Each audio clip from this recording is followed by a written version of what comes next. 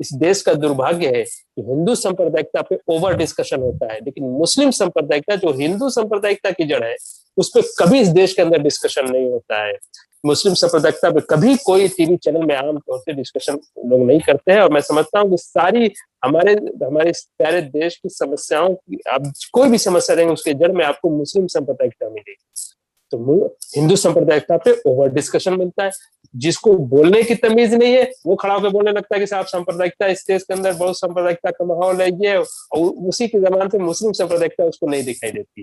तो जो भी स्थिति अच्छी हुई है पसमानदा की, वो हिंदू जनमानस के और भारतीय संविधान और देश की वजह से हुई, अशराफ की वजह से नहीं। इसीलिए अशराफ के इलाके वाला पसमानदा आपको और दबा कुचला मिलेगा और मानसिक रूप से गुलाम मिलेगा। हमारे कदम छोटे हैं लेकिन हमारे इरादे हौसले बहुत बड़े हैं।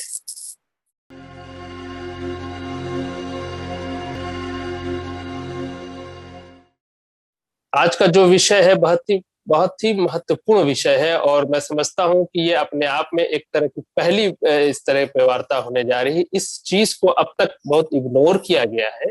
हालांकि स्पष्ट रूप से समाज में आपको दिखाई देता है कि देशज भारतीय मुसलमान हैं जिनको हम पसमानदा कहते हैं, चूंकि एक आंदोलन है, इस आंदोलन से वो नाम निकला है, तो पसमानदा हम कह के समराइज करते हैं, जो कालांतर में किन्हीं कारणों से अपने पूर्ववर्ती धर्म, चाहे वो सनातन धर्म रहा हो या बौद्ध धर्म रहा हो या जैन या जो भी हमारा देशीय जो संस्कार रहे हैं धर्मों के, उनसे वो अपना क्या कहते हैं मत को परिवर्तित करके किन्हीं कारणों से, तो एक लंबे बहस का विषय है कि क्या कारण थे उसके, वो ये इस्लाम धर्म में आता है। लेकिन उसके जो उसकी सभ्यता संस्कृति, वो अपने सभ्यता संस्कृति से जुड़ा हुआ है, उसकी आस्था बदलती है, पूजा पद्धति बदलती है, लेकिन वो नहीं बदलता, उसकी भाषा, वेशभूषा, उसके कल्चर नहीं बदलते हैं। ये एक बात ही महत्वपूर्ण है और इसपे आमतौर से इसको इग्नोर किया जाता है, इस पे लोग बात नहीं करते हैं।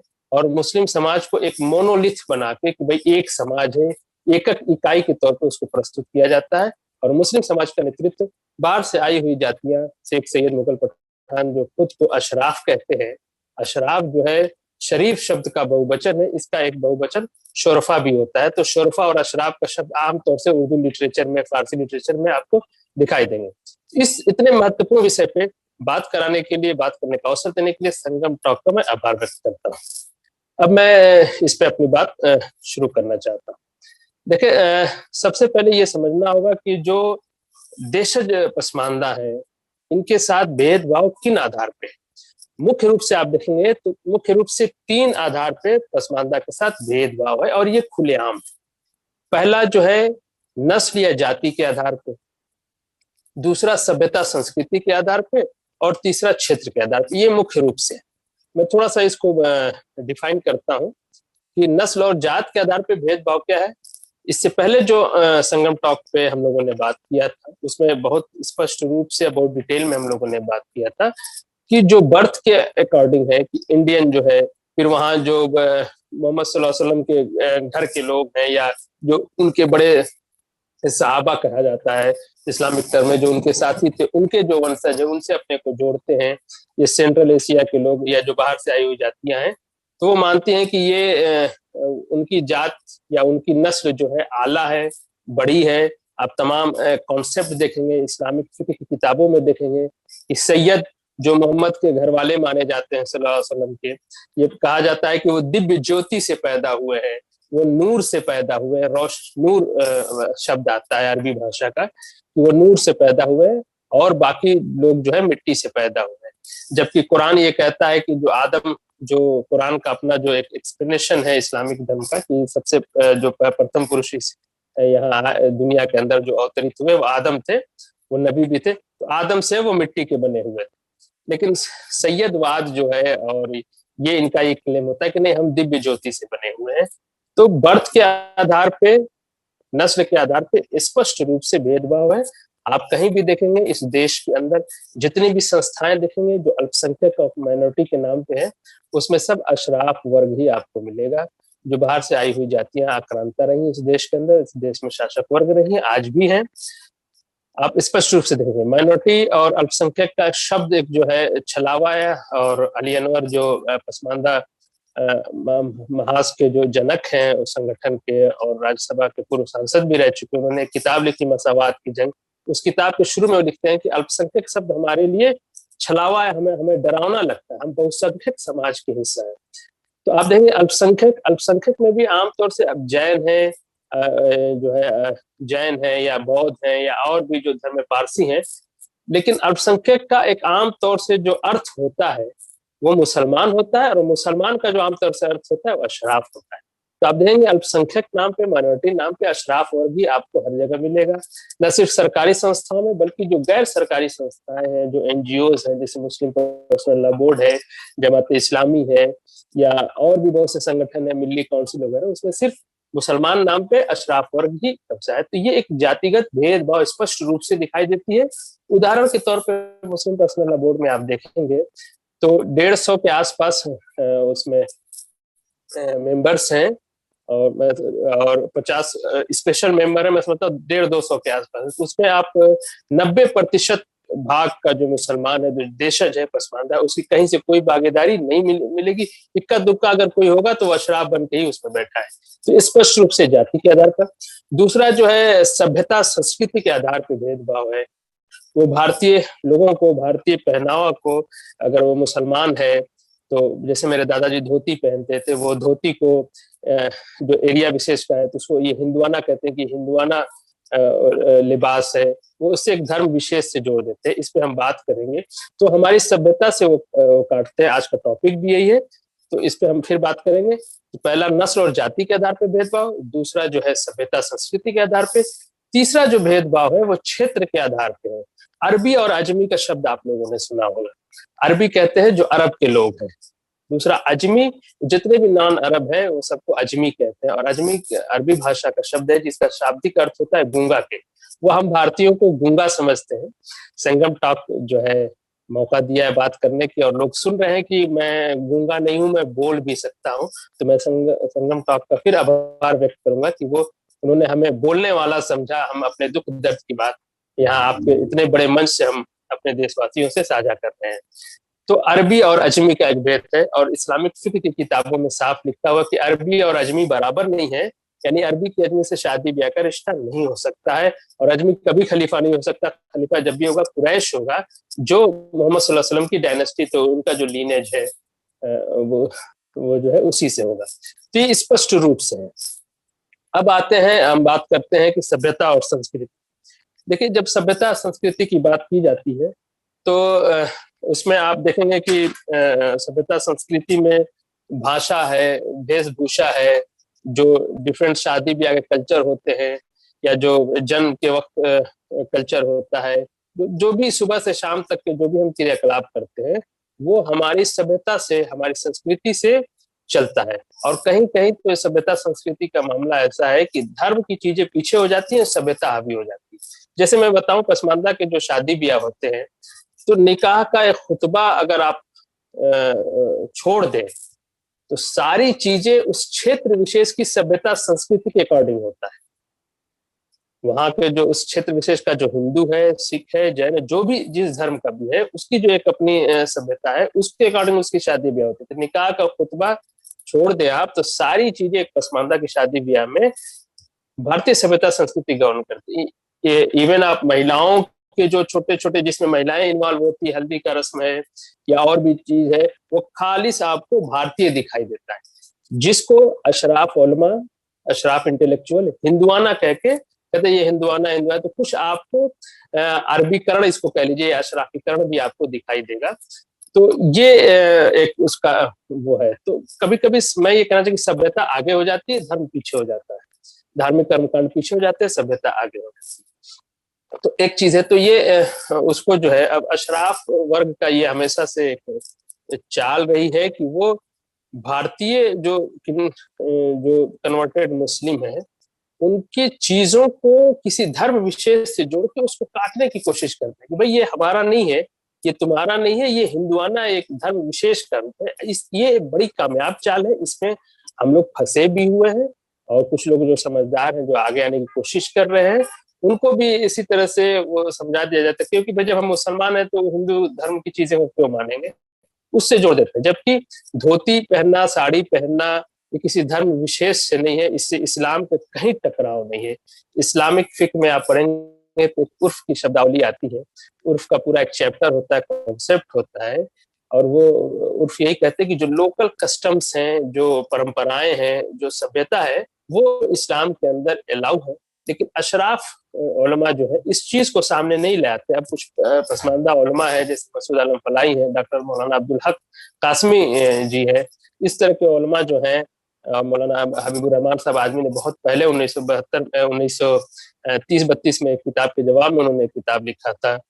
तो उन लोगों की तरफ से ये उर्फ़ का कॉन्सेप्ट को फिर से डिफाइन किया है कि नहीं, हम अपने सभ्यता संस्कृति के साथ जी सकते हैं, कोई प्रॉब्लम नहीं। आप देखेंगे बंगाल के अंदर एक फराइजी मूवमेंट था, जो तरीके मोहम्मदिया जो वहाबी मूवमेंट था उसके अगेंस्ट में था, तो उसने भी अपना जो मोड ऑफ इंस्ट्रक्शन था उसको बंगाली भाषा को रखा। इसीलिए वो बंगाल के एरिया में वो जो आंदोलन है ज़्यादा प्रसिद्ध हुआ। उसके आंदोलन में जो शरीयतुल्लाह, हाजी शरीयतुल्लाह शुरू किया, उनके पुत्र दूदू मियाँ, फिर उनके पुत्र नोया मियाँ करके, ये नाम भी आप देखेंगे, हम नाम पे अभी बात करेंगे, नाम भी आप देखेंगे उन लोगों का इस तरह से था। तो एक प्रतिरोध ये शुरू से रहा है अशराफ और पसमानदा का, हम इसे एड्रेस नहीं करना चाहते। तो इसमें कई चीजें आती हैं। तो सबसे पहले हम इसमें जो है नाम के बारे में बात करेंगे। बड़ा इंटरेस्टिंग है, आप पसमानदा का नाम देखेंगे तो पसमानदा का नाम जो है बिल्कुल आपको देसी तरह का नाम, वो क्षेत्र विशेष के भाषाई नाम होते थे पसमानदा के। अब थोड़ा-सा अशराफीकरण बढ़ा है, तो अब अरबी में नाम होने लगे हैं। पहले आप देखेंगे फ़ारसी में नाम हुआ करते थे, जमशेद नाम हुआ करते थे, फिरोज़ नाम हुआ, ये सब फ़ारसी के नाम हैं। तो चूँकि यहाँ पे जो अशराफ वर्ग, जो शासक वर्ग रहा है, उसकी भाषा फ़ारसी रही है, तो वो अरबी उस हिसाब से यहाँ पे नहीं रहा। अरबी अब आया है, तबलीगी जमात, जमात इस्लामी, जो नई जो इस्लाम के नाम पे सुधारवादी आंदोलन कह लीजिए। हालाँकि पसमानदा आंदोलन का स्पष्ट मानना है कि सब अशराफी संगठन है और अशराफीकरण, इस्लामीकरण के नाम पे अशराफीकरण करते हैं। ये एक हमारा स्पष्ट मानना है। तो धीरे-धीरे, लेकिन आप पहले नाम देखेंगे, मैंने कुछ नाम नोट भी किए हैं। आपको जो है मैं बताता चलूँ कि एक तो क्षेत्रीय भाषा के अनुरूप नाम होते थे, उस क्षेत्र विशेष के हिसाब से भाषा के हिसाब से आप नाम होते थे।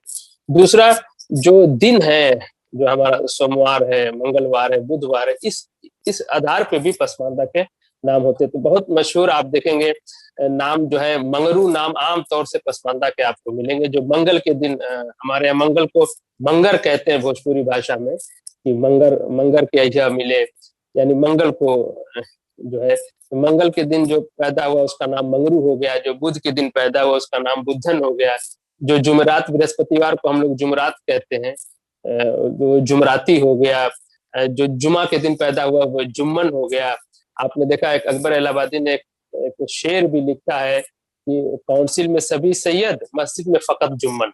वो जो जुम्मन कहते हैं वो भारतीय पसमानदा की तरफ कहते हैं कि ये जो कन्वर्टेड है ये मस्जिद में नमाज पढ़ने चले जाते हैं, लेकिन सैयद लोग जो इस्लाम के इमाम है वो सब काउंसिल में बैठे हुए हैं। काउंसिल मतलब विधानसभा कह लीजिए या पार्लियामेंट कह लीजिए, वो उनका एक शेर था कि शेर था कि काउंसिल में सभी सैयद, मस्जिद में फ़कत जुम्मन।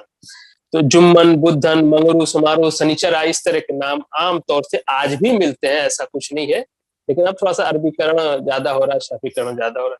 दूसरा, त्योहारों के नाम पे पसमानदा का नाम, क्योंकि पसमानदा कन्वर्ट तो होता है, लेकिन उसे अरबी नहीं आती, फ़ारसी नहीं आती, वो अपनी भाषा बोलता है, तो जब नाम भी रखना होता है, तो अब्दुल करीम, अब्दुल रहीम, इस तरह के नाम वो कहाँ से रख पाएगा? एक बड़ी इंटरेस्टिंग बात नाम के टॉपिक से लिखा था मौलाना मसूद आलम फलाही ने, एक किताब लिखी है, प्रोफेसर भी हैं और इंडिया के सबसे यंग प्रोफेसर अपॉइंट हुए थे, और 1 महीने के लिए वो वाइस चांसलर भी उनको बनाया गया था कार्यवाहक, और मैं समझता हूँ कि भारत के इतिहास में वो सबसे यंग वाइस चांसलर भी रहे होंगे।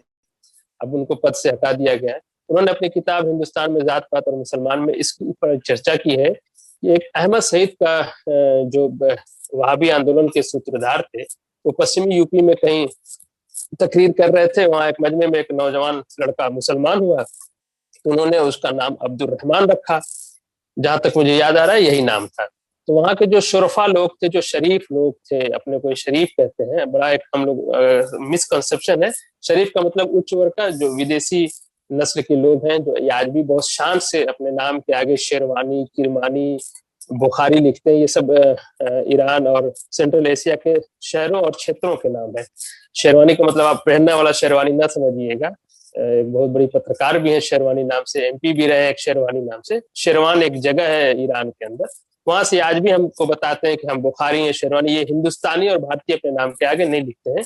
हमारे एक दोस्त हैं बंगाल के अंदर, इम्तियाज भारती जी, उन्होंने अपने नाम के आगे भारतीय लगाया, और जब मैं उनसे बात कर रहे थे, पसमानदा है वो, तो उन्होंने कहा कि नहीं, हमने भारतीय जानबूझ के अपने नाम के आगे लगाया कि जब हम भारतीय हैं, तो एक परंपरा की शुरुआत किया उन्होंने। तो इम्तियाज भारती, हालांकि इम्तियाज अली नाम है उनका, उन्होंने इम्तियाज अली हटा के इम्तियाज भारती रखा अपने नाम के साथ।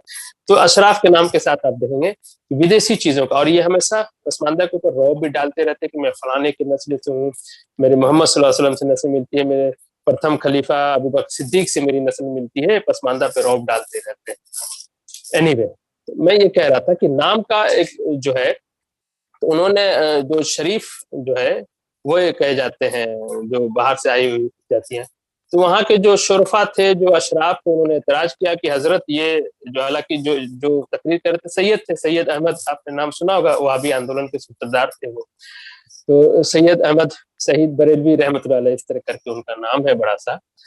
तो उन्होंने कहा कि सर आपने ये हजरत आपने ये नाम रख दिया, यहाँ के अशराफ लोग नाराज हो जाएंगे क्योंकि यहाँ के अशराफ का नाम है ये। तो वो बहुत नाराज हुए, उन्होंने कहा कि अच्छा ठीक है, इसका नाम मेरा नाम रख।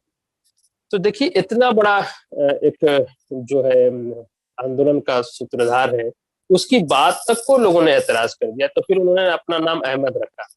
ये उदाहरण से ये बात स्पष्ट हो जा रही है कि पसमानदा को ये अरबी नाम रखने भी नहीं देते थे जब इनके हाथ में ताकत थी, सत्ता थी, ताकि वो नाम इसलिए नहीं रखने देते थे कि अगर पसमानदा भी अब्दुल रहीम नाम रख लेगा तो वो फर्क मिट जाएगा। तो उनकी तरफ से एक था कि हम गुलाम बने रहे, हम स्पष्ट रूप से दिखा चुके, हमारी शक्ल सूरत भी इंडियन कलर रहे, हमारा हम लोग थोड़े डार्क स्किन होते हैं। अशराफ आप गोरा चिट्टा देखेंगे, तो सैयद साहब गोरे चिट्टे हैं, लंबे तरंगे होते हैं, घोड़े पे बैठ के ये लोग आए थे, हम लोग तो जमीन पे रेंगने वाले लोग हैं। एनीवे, तो यहाँ से एक बात हुई नाम को कि अच्छा नाम जिसको ये अच्छा कहते हैं, अरबी नाम फारसी नाम ये रखने नहीं देते थे। तो पसमानदा के पास जो अवेलेबल नाम था, बुध के दिन पैदा हुआ तो बुद्धन। तो इस्लामिक त्योहारें जो थे, जैसे ईद है, ईद के दिन जो पैदा हुआ ईदन, उसका नाम हो गया। आमतौर से ये आप गांव देहात और शहरों में नाम मिलेगा। जो जुमरात के एक त्योहारों के दिन जो पैदा हुआ, बकरीद के दिन जो पैदा हुआ, जो कुर्बानी का त्योहार होता है, तो उसका नाम जो है बकरीदन हो गया, बकरीदी मियाँ हो गया, इस तरह का नाम आप देखें। 12 वफात एक त्योहार होता है। त्योहार क्या होता है? 12 तारीख को मोहम्मद सल्लल्लाहु अलैहि वसल्लम की जो है, ये माना जाता है कि उस दिन उनका जन्मदिन भी था और उस दिन उनकी मृत्यु दिन भी था। 12 ये रबी अव्वल का महीना होता है, उसको 12 वफात कहते हैं आमतौर से उस दिन जो। और 12 वफात यह है, लेकिन जब पसमानदा बोलता है तो बरफात बोलता है, वो अपने हिसाब से उसको बोलता है, अपनी उसका एक्सेंट है बोलने का। तो बरफात बरफात, तो बरफात के दिन जो पैदा होता है तो बर्फाती हो गया, और महिला पैदा हो गई तो बर्फातन हो गई। इसी तरह से आप रमजान के महीने में जो पैदा हो गया, तो पुरुष है तो रमजान, महिला है तो रमजानी। बाबा कबीर की बहू का नाम रमजानी था, तो सुबरातन सुबराती, बर्फातन बर्फाती, तो दिन के अकॉर्डिंग नाम था। फिर उसके बाद जो है त्योहारों के हिसाब से नाम था, वो अपने भाषा के हिसाब से वो साफ दिखाई देता है। कोई बुद्धन नाम आप किसी अशराफ का नहीं देखेंगे। लेकिन जब कालांतर में देश आजाद होता है और पसमानदा को भी आजादी मिली, संविधान के अंदर पढ़ने लिखने की, जब पढ़ लिखी, अरबी फारसी पढ़ा, उर्दू पढ़ा, तो उसने भी अपना नाम अब्दुल रहीम, और उधर से तबलीगी जमात और जमात इस्लामी इसलिए की तहरीक, अब ये मुसलमान अब बनाने पे लगे। पहले नाम नहीं रखने देते, अब कहते कि नहीं अरबी में नाम रखी, ये क्या तुमने जुबराती नाम रखा है, ये क्या डब्लू पप्पू नाम रखा है। अब नाम को लेके भी इनकी एक जो, देखिए कल्चर की जितनी चीजें हैं उस पर ये चोट करते हैं और हम बात को समझ नहीं पाते। पसमानदा आंदोलन लगातार इसकी हमारा जो डिस्क्रिमिनेशन है 3 आधार पे है, तो हम इस डिस्क्रिमिनेशन के अगेंस्ट इन्हीं 3 आधार पे हम अपनी संघर्ष को भी कर रहे हैं। तो नाम, अब मैंने कुछ नाम, एक इंटरेस्टिंग बात, मैं खुद, मेरा नाम फैयाज अहमद है। मैं अपने नाम के और अपने जो हमारी वंशावली है, इससे आप देखिए किस तरह से भारतीयकरण से हटा के जो भारतीय सभ्यता में हम जी रहे, तो किस तरह से अरबीकरण किया गया। आप मेरे उदाहरण से देखिए, मेरा नाम फैयाज अहमद, मेरे पिताजी का नाम अनवर अली, उनके पिताजी का नाम कुर्बान अली, उनके पिताजी का नाम चिखुरी, मल्ली, उनके पिताजी का नाम चिखुरी, उनके पिताजी का नाम कुबेर। तो जो हमारा अब तक का ज्ञात स्रोत है हमारे परिवार का, कुबेर नाम के व्यक्ति से हमारा ये चला आ रहा है। उनके पुत्र थे चिखुरी। मियाँ का शब्द इजाफा किया जाता है। पुराने की हमारे जो कागजात है हमारे खानदान के, उसमें कुबेर नाम लिखा हुआ है। अंग्रेजों के हाथ का वो, मतलब वो हाथ की लिखी हुई कागजात भी हैं। कुछ इस तरह के जो खानदानी आप जो पुराने कागजात, उसमें हमारे जो फोर फादर थे कुबेर मियाँ के नाम से उनका लिखा हुआ है। मियाँ का शब्द भी मैं आपको बता दूं, आमतौर से मैं उत्तर प्रदेश के पूरब का रहने वाला हूँ, मुसलमान का शब्द नहीं चलता है। वो मुसलमान को मियाँ कहते हैं कि ये मियाँ जी का घर है, मियाँ टोली है, मियाँ का मोहल्ला है। लेकिन ये मियाँ का शब्द मैं बताऊं, ये एक सम्मानजनक शब्द है। अशराफ अपने लिए यूज करता है। एक जगह का अशराफ दूसरे जगह के अशराफ को मियाँ के नाम से पुकारेगा, अरे मियाँ आ गए, मियाँ बैठिए, मियाँ उठिए। लेकिन जो भारतीय अदर देन अशराफ था इस देश का, जिसको आप हिंदू समाज कह लीजिए, जब मैं हिंदू कहूँ तो आप स्पष्ट समझिए कि मैं जब हिंदू कहता हूँ तो आर्टिकल वो जो है 25/B/2 में जो हिंदू शब्द को डिफाइन किया गया है कि उसमें हिंदू धर्म, सनातन धर्म, बौद्ध धर्म, जैन धर्म। मैं जब हिंदू कहता हूँ तो आप उसको ये समझिए कि जो है मेरा कहने का ये मतलब होता है, मैं उसको सबको इंक्लूड करके जो भारतीय संविधान में जो हिंदू शब्द को डिफाइन किया गया मैं उस हिसाब से बोलता हूँ। तो वो हिंदू जो है चाहे वो पसमानदा हो, जिसको अशराफ अरजाल अजलाफ कहता है, नीच जात का कहता है। कमीन का एक शब्द है इस्लामिक फिक्र में, आप देखेंगे कमीन नीचे की चीज को कहते हैं। उसी कमीन से कमीना बना है। कमीन का मतलब लो बॉर्न या लो कास्ट को इस्लामिक फिक्र में अरबी फारसी किताबों में लिखा हुआ है। बाबा कबीर ने इसको काउंटर करते हुए कहा था, हम तो जात कमीना, ऐसे करके, हम तो जात कमीने हैं, हम जात जुलाए, हम जात कोरी हैं। इस तरह से बाबा कबीर की लड़ाई जो है अशराफवाद के खिलाफ थी, उसको ब्राह्मणवाद के खिलाफ प्रोजेक्ट किया जाता है। एक कबीर को भी बड़ा, एक उनको तो मुस्लिम फोल्ड से ही बाहर कर दिया गया। कबीर पे कभी आप मौका दीजिएगा तो मैं बाबा कबीर पे भी बात करना चाहूंगा। तो उसमें जो है मियाँ के शब्द पे हम बात कर रहे थे। तो लेकिन जो हिंदू जनमानस है वो किसी लोअर कास्ट को भी देखता है कि मुसलमान है तो वो मियाँ कह देता है। एक मियाँ का शब्द आमतौर से फर्क करने के लिए, अब जैसे आप झाबू है, एक मैं पेशेंट देख रहा था तो उसने अपना नाम, मैंने पूछा क्या नाम है, उसने कहा मेरा नाम झाबू मियाँ है। तो झाबू है, झाबू से ये बिहार में एक पेशेंट मुझे मिला था। तो आप झाबू नाम से तो आपको पता ही नहीं चलेगा कि हिंदू है मुसलमान है क्या है। तो जो भारतीय जनमानस होता है उसको नाम के साथ मियाँ शब्द लगा देता है। और वो लेकिन ये जब हिंदू मियाँ बोलते हैं तो वो सम्मान के साथ बोलते हैं। लेकिन अशराफ वर्ग कभी पसमानदा को मियाँ से नहीं बुलाता है, वो अपने बच्चे को मियाँ कहता है, अपने बराबर के लेवल को मियाँ कहता है। ये एक फर्क है जिसको आप आराम से देखें। मनोराना में एक शेर लिखा था, मुझे शेर नहीं याद है, एक मिसरा है कि आप मुझे भाई नहीं मियाँ कहते हैं। तो भारतीय जनमानस जो मियाँ कहता है उसका मजाक उड़ाया था, हालांकि मैं बिल्कुल उसके अगेंस्ट हूँ। सम्मान के साथ हमारे जो हिंदू भाई हैं वो मियाँ कहते हैं कि मियाँ जी, और जो वो सम्मान देता है अशराफ हमें वो सम्मान कभी नहीं देता है, आज भी नहीं। जगह देना तो बहुत दूर की बात है, मुस्लिम पर्सनल लॉ बोर्ड में या इस तरह की संस्थाओं में जगह देना तो बहुत दूर की बात है, वो हमें सम्मानजनक नाम भी नहीं देता है। मैंने कुछ नाम, एक बहुत ही मैं इंटरेस्टिंग बात बताना चाहूंगा। हमारे यहाँ अजान देते थे मेरे बचपन में, उनको हम लोग दादा कहते थे, तो हम लोग उनको दलकुरुम दादा कहते थे। देखिए भाषा का शब्द देखिए, जो आदमी जिस चीज से जुड़ा होता है वो कैसे उसके ऊपर प्रभावी होती है। तो हम लोग उनको दलकुरुम दादा कहते थे, दलकुरुम दादा कहते थे। बहुत बाद में मेरे पिताजी ने बताया कि वो दलकुरुम नहीं है, उनका नाम अब्दुल करीम है। लेकिन देखिए हम अपनी भाषा संस्कृत के हिसाब से है, अब्दुल करीम एकदम अरबी भाषा का शब्द है, लेकिन हम उसको बोल नहीं पाते हैं। और उस तरह का हमारा अरबी भाषा पे पकड़ ज्ञान भी नहीं है जो पसमानदा जनमानस में बात कर। तो उन्होंने अब्दुल करीम का दलकुरुम कह दिया, तो दलकुरुम दादा ही हम लोग उनको कहा करते। एक इंटरेस्टिंग बात थी। दूसरा, आमतौर से आप देखेंगे प्यारू, दिलेरू, झाबू, चामू, इस तरह के नाम मिलेंगे। बदर मियाँ एक बहुत मशहूर नाम है। प्रथम पसमानदा आंदोलन जो चला था जमीयतुल मोमिनीन के नाम से, आसिम बिहारी के नेतृत्व में, उसके एक बड़े नेता थे नूर साहब। नूर साहब के नाना का नाम था बदर मियाँ, अपने नाना के घर में रहते थे। और नूर साहब बड़े इंटरेस्टिंग है, उनके जो पहले शिक्षक थे जो स्कूल में पढ़ाने वाले, वो एक ब्राह्मण थे, जो नाम इस वक्त मेरे से निकल रहा है। तो वो उनको स्कूल ले गए और वो नूर साहब चूँकि बहुत डाउन टू अर्थ थे, अपने नाना के यहाँ रहते थे और वो कपड़ा बुनने काम करते थे। तो उसमें एक बार वो नहीं आए तो उन्होंने पूछा, उनके टीचर ने, पंडित जी ने पूछा कि भाई ये नूर कहाँ रह गया? उन्होंने कहा कि वो कहीं बुनाई कर रहा होगा। तो बहुत नाराज हुए और खुद जाके उसको पकड़ के ले आए। उनके नाना से उनकी दोस्ती, तो उन्होंने कहा कि नहीं, इसको आप काम न करें, इसको पढ़ने दीजिए। नूर साहब बाद में बिहार असेंबली में मेंबर भी होते हैं, मिनिस्टर भी होते हैं।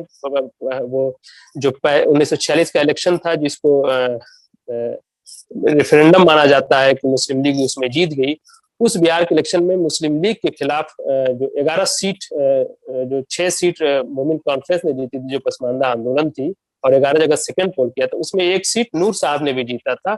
और फिर बाद में देश आजाद होने के बाद भी वो जीतते हैं, और उसके बाद जीवन पर्यंत वो मिनिस्टर थे बिहार सरकार में। उनके नाना जी का नाम जो है बदर मियाँ है, और चुल्हन सरदार उनके ससुर का नाम था। नूर साहब के ससुर का नाम, वो उस एरिया विशेष में अपनी जाति के सरदार थे, तो चुल्हन सरदार उनके नाम था। एक बहुत मशहूर बात मैंने अभी प्रोफेसर मसूद आलम फलाई जी का जिक्र किया, उनके माता जी का नाम लक्ष्मीनिया है, क्योंकि वो मिथिलांचल एरिया से आते हैं। लखनऊ में एक यूनिवर्सिटी है, उसमें वो प्रोफेसर है, उनको अभी राष्ट्रपति अवार्ड भी मिला था। तो वो बता रहे थे कि मैंने उनका जो किताब है हिंदुस्तान में जात पात और मुसलमान, मैंने शुरू में राइटर का इंट्रोडक्शन मैंने ही लिखा है। तो उनकी माता जी का नाम लक्ष्मीनिया है। वो बता रहे थे कि लक्ष्मी जो है हमारे यहाँ पुरुष का नाम होता है, लक्ष्मीनिया जो मैथिली भाषा है उस हिसाब से महिलाओं का नाम लक्ष्मीनिया होता है। इतना बड़ा इस्लामिक स्कॉलर है, जो तुर्की, ईरान और जो यूएसए में, अमेरिका में भी जाके कई जगह उन्होंने पेपर प्रेजेंट किया है। उनकी माता जी का नाम लक्ष्मीनिया है। गोरख मियाँ, मेरा एक क्वेश्चन मिला था, तो उसने अपना गोरख मियाँ नाम बताया। गोरख, सिर्फ आप गोरख नाम से आप पता ही नहीं कर पाएंगे। गोरख मियाँ, उसके पिताजी का नाम रमजान मियाँ था। पीरू, बेचू, बेचन, इस तरह के नाम आपको मिलेंगे। त्रिड़ी राय का मैं जिक्र करना चाहूंगा। त्रिड़ी नाम नायक एक पुरुष हुए, जो भाट बिरादरी होती है पसमानदा के अंदर, पसमानदा देश में जो भाट का काम करते, उन्होंने एक मस्जिद बनाई थी आजमगढ़ के अंदर, लाहिड़ी बाजार में। वो मस्जिद चूंकि एक भाट ने बनाई थी। देखिए, आपने कहीं ऐसा नहीं सुना होगा कि शेखवा की मस्जिद, सैयदवा की मस्जिद, लेकिन आपने भटवा की मस्जिद, मैं आपको दिखाऊंगा, धोबियाने की मस्जिद आजमगढ़ में अंदर है, जहाँ धोबी नमाज पढ़ते हैं। और जहाँ भटवा की मस्जिद हो गई, जहाँ नट नमाज पढ़ते हैं, नटहरिया की मस्जिद हो गई। भटवा की मस्जिद को अब थोड़ा सा वो करके, अब जनरल जो अपर क्लास मुसलमान है उनके कब्जे में आ गई, चूंकि वो बाजार में है। लेकिन एक बड़ी जो उसका इंतजामिया, जो मैनेजमेंट कमेटी, उसमें त्रिड़ी राय के किसी भी खानदान के आदमी को नहीं रखा गया। उनका एक छोटा परपोता था सरफराज, मैं समझता 8-9 साल का, मैं खुद वहां गया था। तो सरफराज से मैं मिला था, वो बेचारा तख्ती लेके अपना पढ़ लिख रहा था। लेकिन इंतजामिया ने जब, लेकिन वो नाम चूंकि एक भाट ने बनवाया था, इसलिए भटवा की मस्जिद का नाम हो गया। त्रिड़ी राय नाम के उस व्यक्ति ने बनाया था, जो भाट बिरादरी से थे। मैंने सोचा कि हाँ, उनका भी चर्चा कर ली जाए। और मियाँ शब्द की हमने बताते, ज्यादातर नाम अब पहले नाम पर्शियन में होते थे, अरबी भाषा में अब ज्यादातर नाम रखे जाएंगे। मैंने अपने नाम के उदाहरण करके दिखाया। एक मैं यहाँ पे एक छोटी सी मुक्तक जिसे कह लीजिए, या आजाद कविता कह लीजिए, जिसे मैं पढ़ना चाहूंगा। तारिक गुजर जी, जो पसमानदा कमेटी से है, पाकिस्तान का जो पंजाब है, जो हमारा पंजाब जो पाकिस्तान के पास है, वहां से उनका संबंध है। उस कविता के माध्यम से मैं उस दर्द को बताना चाहता हूँ कि हमारा जो नाम, हम जो अरबी का नाम रख रहे हैं, उसका क्या, उसकी पृष्ठभूमि है, और किस तरह का एक, जिसको कहते हैं कल्चरल क्लैश है, एक सभ्यता का टकराव है। छोटी सी कविता है, मैं पढ़ता हूँ उसको। कि मेरे घर में मेरी माँ ने मेरा नाम उस बोली की डिक्शनरी से रखा है, जिसे वो खुद से भी पढ़ नहीं सकती। कविता समाप्त। हम उस भाषा में अपना नाम रखते हैं जिसको हमारी माँ पढ़ भी नहीं सकती। एक ये कहते हैं व्यंग्यात्मक आप कविता कह सकते हैं। तो ये रहा नाम का, कि नाम के साथ अब आम तौर से एक्सटिंक्ट हो रहे हैं, नाम हटाए जा रहे हैं। और अशराफ वर्ग का एक हमेशा हर चीज पे, वो हमारी सभ्यता पे हिंदुआना का लेबल लगाता है कि हिंदू लोगों का है, हमें अरबीकरण की तरफ ले जाता है इस्लाम के नाम पर। वो अपना सभ्यता जो उसकी है, उसकी संस्कृति है, उसको हमारे ऊपर लादने की कोशिश करता है। थोड़ी सी बात लंबी हो रही है। इसके बाद आप देखेंगे कि नाम, अच्छा मैं एक भाषा पे आने से पहले मैं एक पैर छूने का जो एक कल्चर हुआ करता था हमारे भारत में। अब वैसे भी वो मैं देख रहा हूँ हिंदू लोग भी अब उतना पैर छूने का उनके यहाँ भी अब नहीं हो रहा, दूर से ही सलाम नमस्ते हो जा रहा है। एक बहुत मशहूर एक गलवान वैली आप लोगों ने सुना होगा, गुलाम रसूल गलवान के नाम पे उस वैली का नाम पड़ा है। और मैंने गुलाम रसूल जी पे एक आर्टिकल भी लिखा है उनकी जीवनी पे, उनके बारे में बड़ी इंटरेस्टिंग है। उन्होंने अपनी आप बीती लिखी है, द सर्वेंट ऑफ साहिब करके। वो जो बाहर से अंग्रेज आते थे उनको वो घुमाने ले जाते थे, और वो गलवान घाटी उन्होंने ही खोजा था। तो रसूल गलवान जब पहली बार लंबे सफर पे जा रहे थे तो उन्होंने लिखा है कि मैंने अपनी माँ के पैर छुए और सलाम किया। तो ये पैर छूना भी एक भारतीय कल्चर थी, जो किसी धर्म से उसका संबंध नहीं, उसको संबंध हमारे भारतीयता से उसका संबंध था। लेकिन अब ये बिल्कुल एक्सटिंक्ट हो चुका है, कहीं आपको नहीं दिखाई देगा। और अशराफ ने इसको बड़ा खूब से काउंटर किया कि हम ईश्वर को छोड़ के किसी के सामने सर नहीं झुका सकते हैं।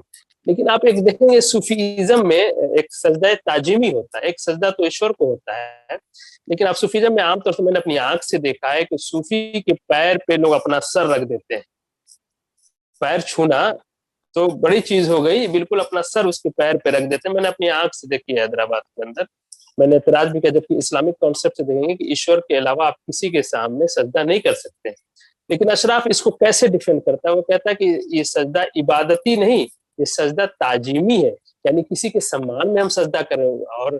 और सजदा इबादती, जो इबादत के लिए जो सजदा किया जाता है वो सिर्फ ईश्वर को छोड़ के आप कहीं नहीं कर सकते।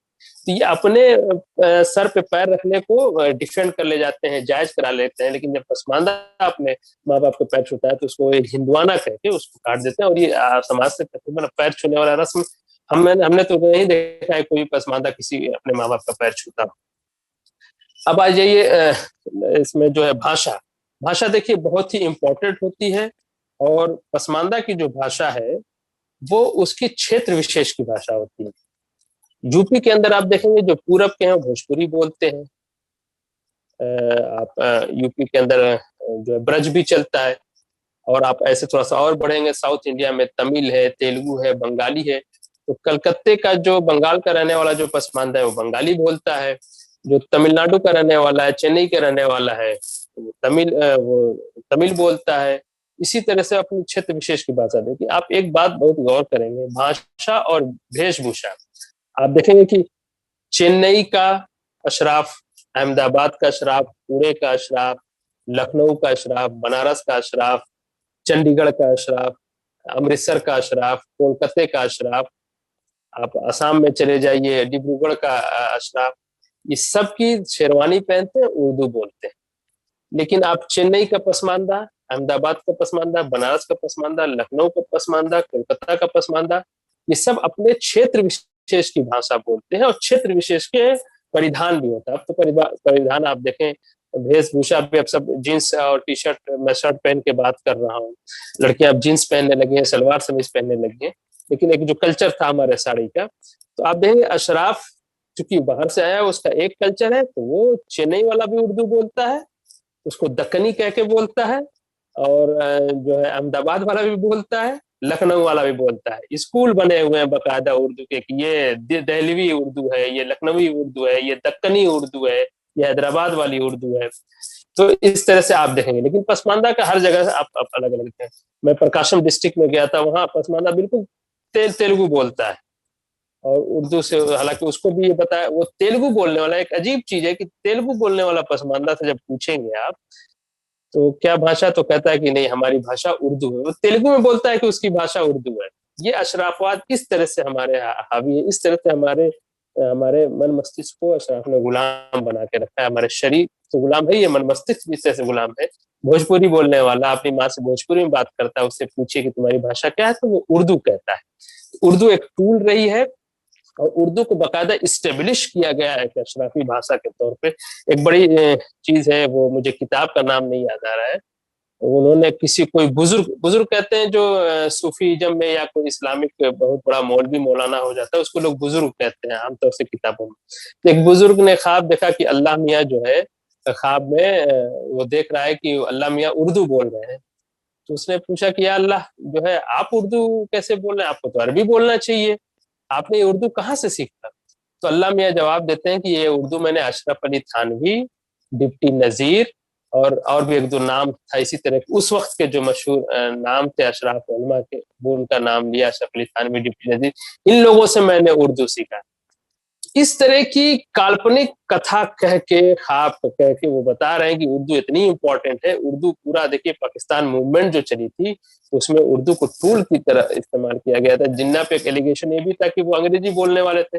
जिन्ना जहाँ से थे वो उनकी भाषा गुजराती थी, या तो लोकल भाषा गुजराती बोलते या फिर जो मेन स्ट्रीम की जो लैंग्वेज थी, जो अंग्रेज़ी पढ़े लिखे तो अंग्रेज़ी बोलते, तो उर्दू एक शब्द उनको नहीं आता था। तो ये भाषा के साथ रहा है। थोड़ी-सी अब वेशभूषा पे अगर बात की जाए, तो आप देखेंगे कि इस देश में किसी भी क्षेत्र की साड़ी महिलाओं की रही है परिधान। आम तौर से पसमानदा महिलाएँ साड़ी पहनती हैं आज भी। मैं एक इंटरेस्टिंग बात ये बताऊँ कि हमारी माताजी, हमारी दादी, हमने अपनी बुआ को हम अपनी हमारी बड़ी बुआ, हमारे यहाँ बुआ बुआ का शब्द भी आप देंगे, हिंदू ही बोलते हैं। हम हमसे कई लोगों ने कहा कि तुम अपनी फूफी को बुआ क्यों कहते हो? बुआ तो हिंदू लोग बोलते हैं। और हमारे इलाके में भोजपुरी का इलाका है, पूरब का इलाका है, उत्तर प्रदेश का पूर्वांचल जो कह लीजिए, हमारे पिताजी अपनी बड़ी बहन को बूबू कहा करते थे। तो ये भी हम लोग सुनते थे कि बूबू बड़ी बहन को जो है आपा क्यों नहीं कहते हो, अप्पी क्यों नहीं कहते? हालाँकि अब हम लोग घर में अप्पी ही बोलते हैं। तो बूबू और बुआ का शब्द ये इसको भी हिंदुआना कह के कि भाई हिंदू इस तरह से बोलते, तुम ऐसा कहे। तो हमारी जो बड़ी बुआ, छोटी बुआ, फिर हमारी एक और बुआ हैं, उनको हम लोग फूफी जान कहते थे। तो ये जितनी महिलाएँ हमने अपने खानदान में देखी, ये सब की सब साड़ी पहनती थी। और हमने अपने दादी को, हमने अपनी माताजी को कभी नहीं, एक इंटरेस्टिंग बात मैं यहाँ शेयर करना चाहूँगा, काफ़ी व्यक्तिगत बात है। एक बार हमारी जो बड़ी खाला हैं, जो बड़ी मौसी हैं, वो भी साड़ी पहनती थी, लेकिन उन्होंने फिर कहीं से वो उनको लगा कि नहीं सलवार-समीज़ पहनना चाहिए, तो वो सलवार-समीज़ पहनने लगे। तो हमारी माताजी ने भी देख के एक सलवार-समीज़ सिला के एक सलवार-समीज़ पहन लिया उन्होंने। अब हुआ ये कि हमारे बड़े भाईजान जब आए तो उन्होंने हमारी माताजी को साड़ी की जगह सलवार-समीज़ में देख लिया। तो भाईजान को बहुत ये खराब लग गया, "अरे अम्मी आपने ये क्या पहन लिया? ये कौन-सा तौबा तौबा।" मुझे वर्डिंग याद है भाईजान ने, तौबा हम जब कहते हैं जब कोई गुनाह कर लेते हैं या कोई हमसे इस तरह की कोई इल्लीगल चीज़ है तो हम तौबा करके माफ़ी माँगते हैं ईश्वर से कि अल्लाह माफ़ करो तौबा तुम। हमारे भाईजान ने कहा कि तौबा तौबा तुमने ये कौन-सा ड्रेस पहन लिया, इसको हटाइए। तो अम्मी ने कहा कि हाँ, मुझे भी अच्छा नहीं लेकिन चलो अब पहन लिए हैं तो ठीक है कोई बात नहीं। लेकिन हमारे भाईजान ने बिल्कुल बड़े भाई हैं, उनके 2 बच्चे हैं, मुझसे भी बड़े हैं वो। बिल्कुल और मैं अभी थोड़ी दिन पहले की घटना बता रहा हूँ। भाईजान बिल्कुल ज़िद पकड़ ली कि नहीं इसको उतारिए, एकदम अच्छा नहीं लग रहा है आप में। और जब तक हमारी माताजी ने उतारा नहीं, भाईजान ने चैन की साँस नहीं लिया और हमारी माताजी थोड़ी-सी नाराज़ भी हो गई कि एकदम पीछे पड़ गया हमारा, अगर हमने पहन ही लिया तो इसमें क्या बुराई थी, हम उतार देते उसको। तो इस तरह से पसमानदा की औरतें सिंदूर लगाती हैं, साड़ी पहनती हैं, लेकिन एक बड़ी यहाँ पे भी एक चीज़ बताऊँ कि अशराफ की औरत किसी दिन साड़ी पहन के, सिंदूर लगा के, मंगलसूत्र लगा के किसी स्टेज पे आ जाएगी तो ब्रेकिंग न्यूज़ बन जाता है और गंगा-जमुनी तहज़ीब की लोग दुहाई देने लगते हैं। मीडिया से लेके भाई देखिए कितने अच्छे ये हैं, मुसलमान हैं, भारतीय सभ्यता संस्कृति से जुड़े हुए हैं। इनकी ये देखिए साड़ी पहनी हुई है। लेकिन पसमानदा की औरत जब मरती भी है तो उसका शरीर जो है साड़ी से ढका होता है। कहीं कोई ब्रेकिंग नहीं, इसको कोई नोटिस नहीं किया जाता। हम चाहते भी नहीं है, ये तो हमारी सभ्यता संस्कृति है, तो हम जिस सभ्यता संस्कृति में पैदा होते हैं उसी में पैदा होते हैं, उसी में मर जाते हैं। हमें किसी से अवार्ड नहीं चाहिए, पद्म विभूषण नहीं चाहिए वहीदुद्दीन खान की तरह, कि साहब जो है हमें पद्म विभूषण दे दो कि हमारी औरत सिंदूर लगाती है।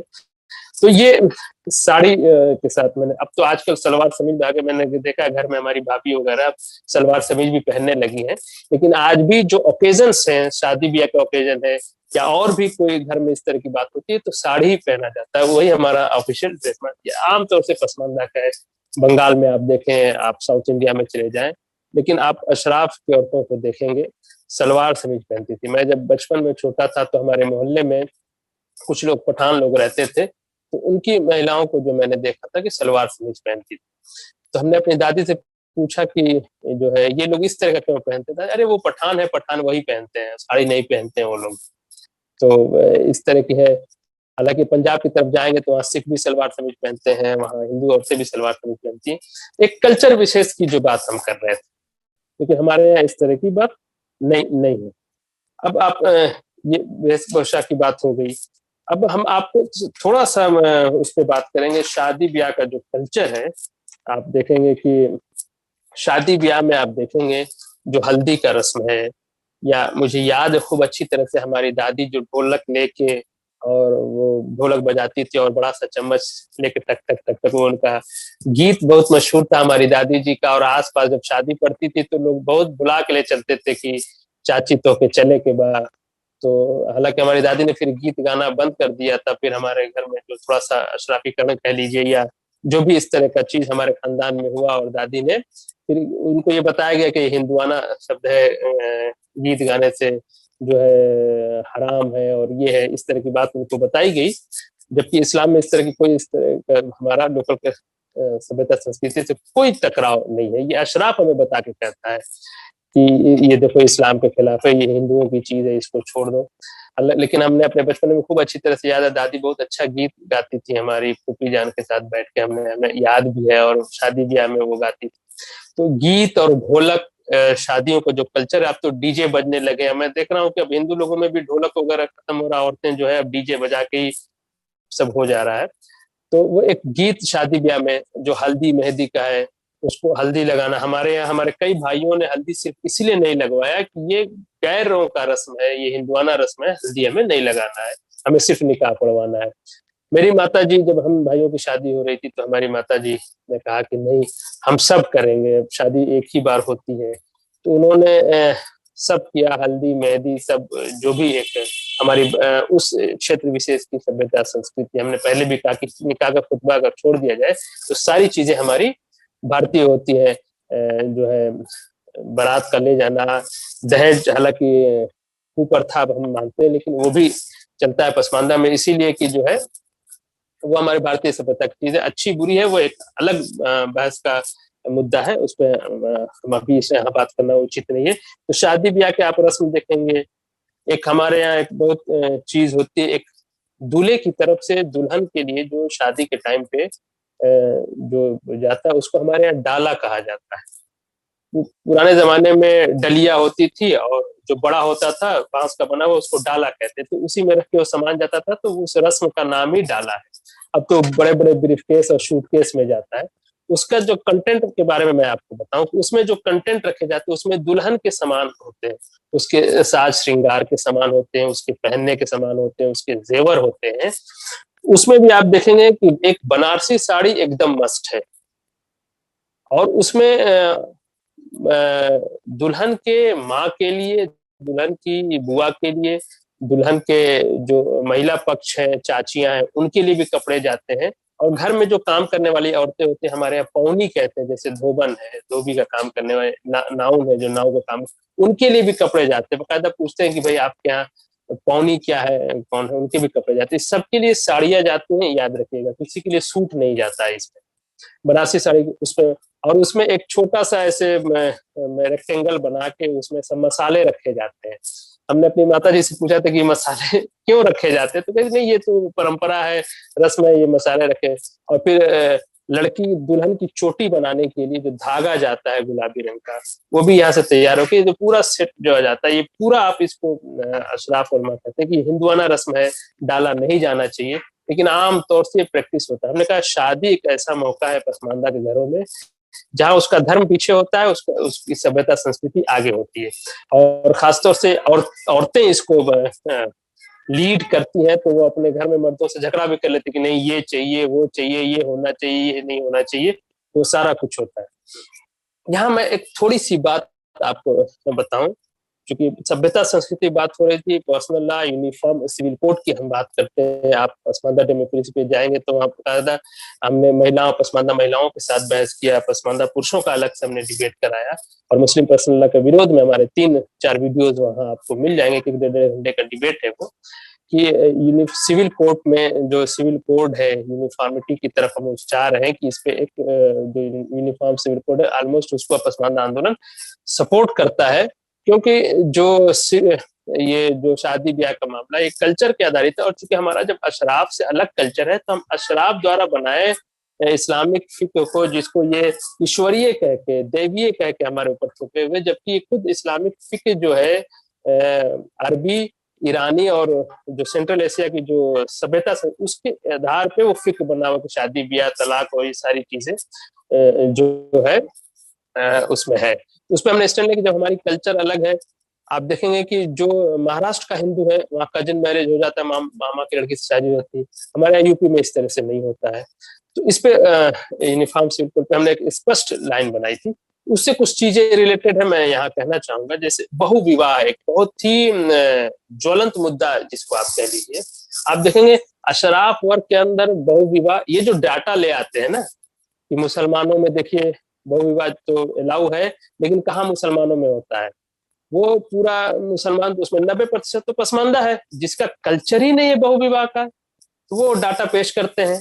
अगर आप अशराफ का कल्चर देखेंगे तो अशराफ आमतौर से बहु विवाह करता है, उसको कोई प्रॉब्लम नहीं, ना उसकी औरत को प्रॉब्लम, ना उसके मर्दों को प्रॉब्लम। लेकिन पसमानदा का कल्चर बहु विवाह का नहीं है, इसीलिए ये एक से ज्यादा शादियां हमारे यहाँ जन्म जन्मांतर का संबंध ये हमारे सभ्यता संस्कृति में, वही पसमानदा के दिमाग में भी है। तो हमारे यहाँ कोई डिस्प्यूट भी हो जाता है तो लोग बनाने की बात करते हैं, भाई शादी हो गई अब इसको निभाना है। तो बहु विवाह आप देखेंगे पसमानदा में रेयरली आपको कहीं इक्का दुक्का मिल गया किन्हीं कारणों से, लेकिन अशराफ वर्ग में आपको आमतौर से मिलेगा। ये अशराफ पसमानदा का डाटा जब अलग करेंगे तो आपको स्पष्ट रूप से साफ मिल जाए कि बहु विवाह का क्या चक्कर है। या दूसरा तलाक का मैं बात बताऊं, 3 तलाक की सबसे ज्यादा भुक्तभोगी पसमानदा महिलाएं थी, और हमने खुलेआम तौर से मैंने व्यक्तिगत रूप से भी और हमारे आंदोलन ने भी 3 तलाक विधेयक का हम लोगों ने सपोर्ट भी किया था कि नहीं ये होना चाहिए था। अशराफ क्या क्या है उनके यहाँ तलाक, 3 तलाक अगर जो है खाला की लड़की से अगर तलाक होता है तो शाम के दिन दूसरे मामा की लड़की से या दूसरे खाला की लड़की से शादी हो जाती है, और जिस लड़की का तलाक हुआ है उसके दूसरे किसी कजिन से शादी हो जाती है। कजिन मैरिज बहुत अशराफ के अंदर आम है, पसमानदा के अंदर बहुत कम मिलेगा। पसमानदा के अंदर ज्यादातर मामा की लड़की से और मासी की लड़की से, फूफी की शादी होती है। लेकिन अशराफ में आप जाएंगे तो चचा की लड़की से, यानी अंकल, बिल्कुल पैटर्नल अंकल के आम तौर से शादी होती है। लेकिन पसमानदा में बहुत रेयरली आपको मिलेगा। मेरे जीवन में, इतने मेरे जीवन में हमने सिर्फ एक शादी देखी पसमानदा के अंदर जो चचा की लड़की से हुई है, लेकिन आमतौर से बिल्कुल चचा के लड़के और लड़कियां भाई बहन की तरह रहते। अशराफ के आमतौर से शादी वो पहले चचा की लड़की से ही करते हैं, फिर मामू खाला और इनके लड़के से उनकी यहाँ शादी होती है। मैंने आमतौर से देखा है उनकी औरतों को भी नहीं प्रॉब्लम होती। एक मेरा अपना व्यक्तिगत अनुभव है कि एक हमारे दोस्त उन्होंने शादी किया और 1 हफ्ते के बाद वो अपनी दूसरी खाला की लड़की, दूसरी कजिन से शादी की। तो चूंकि उन सारे परिवारों से मेरा उठना बैठना था, हमने उन दोनों लड़कियों से पूछा, दोस्त की तरह थी, हमारा मिलना जुलना था, हमने पूछा कि आपको कोई प्रॉब्लम इसमें नहीं हुई? लेकिन नहीं, हम पहले भी बहने थे और आज भी बहने हैं। पसमानदा में इसका तस्वर नहीं है, आप सोच नहीं सकते हैं कि पसमानदा एक शादी करके 1 हफ्ते के बाद दूसरी शादी करे, घर में बवाल हो जाएगा, लड़ाई झगड़ा हो जाएगा, रिश्तेदारी दुश्मनी खानदानी हो जाएगी। तो इसीलिए तलाक उनके यहाँ, इसीलिए 3 तलाक को चाह रहे थे कि वो नहीं चाहते, क्योंकि उनके यहाँ उनकी महिलाओं को प्रॉब्लम नहीं, जिसको तलाक होता था उसकी भी कहीं शादी हो जाती थी लड़की की, और लड़के की भी शादी हो जाती। इवन एक खानदान के लोग, एक खाला की लड़की से तलाक हुआ, दूसरी खाला ने अपनी बेटी दे दी, और जिस लड़की का तलाक उसको उसके मामू के लड़के से उसकी शादी होगी, और पड़ोसी तक को पता नहीं चला। लेकिन पसमानदा में अगर तलाक होता है तो खानदानी दुश्मनी हो जाती है, परिवारों के अंदर, क्षेत्र के अंदर, यानी गांव गांव में दुश्मनी हो जाती है। इस फलाने गांव के लड़के ने हमारी गांव की लड़की को तलाक दिया था, तो और फिर जो तलाक शुदा हमारे यहाँ महिलाएं हो जाती है, पसमानदा की महिलाएं, तो क्या हमारे समाज तो जो देखिए सभ्यता संस्कृति में बहुत सी प्रॉब्लम है। आप देखेंगे हिंदू समाज ने कितने सुधार किए हैं, लेकिन पसमानदा समाज जो है, आप देखेंगे कि जो लड़कियों को तलाक हो जाता है या विधवा हो जाती है, उनकी री मैरिज हमारे यहाँ एक बहुत बड़ी समस्या, क्योंकि हमारे कल्चर में वो अलाउ नहीं है। हालांकि उस पर कानून बन चुका है, हिंदू कोड बिल अगर देखेंगे अब हो भी रहा है, लेकिन वो एक मुश्किल है। कुंवारी लड़की के कंपेयर करेंगे तो एक तलाकशुदा या शादी या विधवा की शादी थोड़ी सी पसमानदा समाज में मुश्किल होती। ये मुश्किल वैसे जैसे हिंदू समाज के लिए मुश्किल, कानून बन गया लेकिन समाज अभी उस तरह से तैयार नहीं। लेकिन उनके यहाँ कोई दिक्कत नहीं होती, इसलिए 3 तलाक से उनके यहाँ कोई प्रॉब्लम नहीं। प्रॉब्लम हमारे समाज में थी कि एक बार तलाक हो जाता था तो उसका भरण पोषण की समस्या होती थी, और उसके जो है और भी जो उसकी जीविका की जो समस्या, एक बड़ी समस्या थी, तो ये तलाक वाला। देखिए, यह कल्चरल क्लैश होता है। इस वजह से जब तक आप पसमानदा को अलग नहीं करेंगे अशराफ से, ये स्पष्ट विभेद है। पसमानदा की सभ्यता संस्कृति अलग है, तो उसका पर्सनल लॉ, अगर आप सभ्यता संस्कृति के नाम में देना चाहते हैं, तो पसमानदा का जो हिंदू सभ्यता संस्कृति है, हिंदू कहने का मतलब जो भारतीय सभ्यता संस्कृति है, मैं धर्म विशेष से नहीं कह रहा हूँ, क्षेत्र विशेष के हिसाब से, जो हमारे भारतीय सभ्यता, इसको आप हिंदू सभ्यता संस्कृति, उसके हिसाब से उसका पर्सनल लॉ होना चाहिए, उसकी ड्राफ्टिंग होनी चाहिए, उसका उसमें उसका ख्याल है। आप अरबी और ईरानी सभ्यता संस्कृति के हिसाब से हमारा क्यों कानून बना रहे हैं? ये यूनिफॉर्म सिविल कोड पे हमारा स्टैंड था।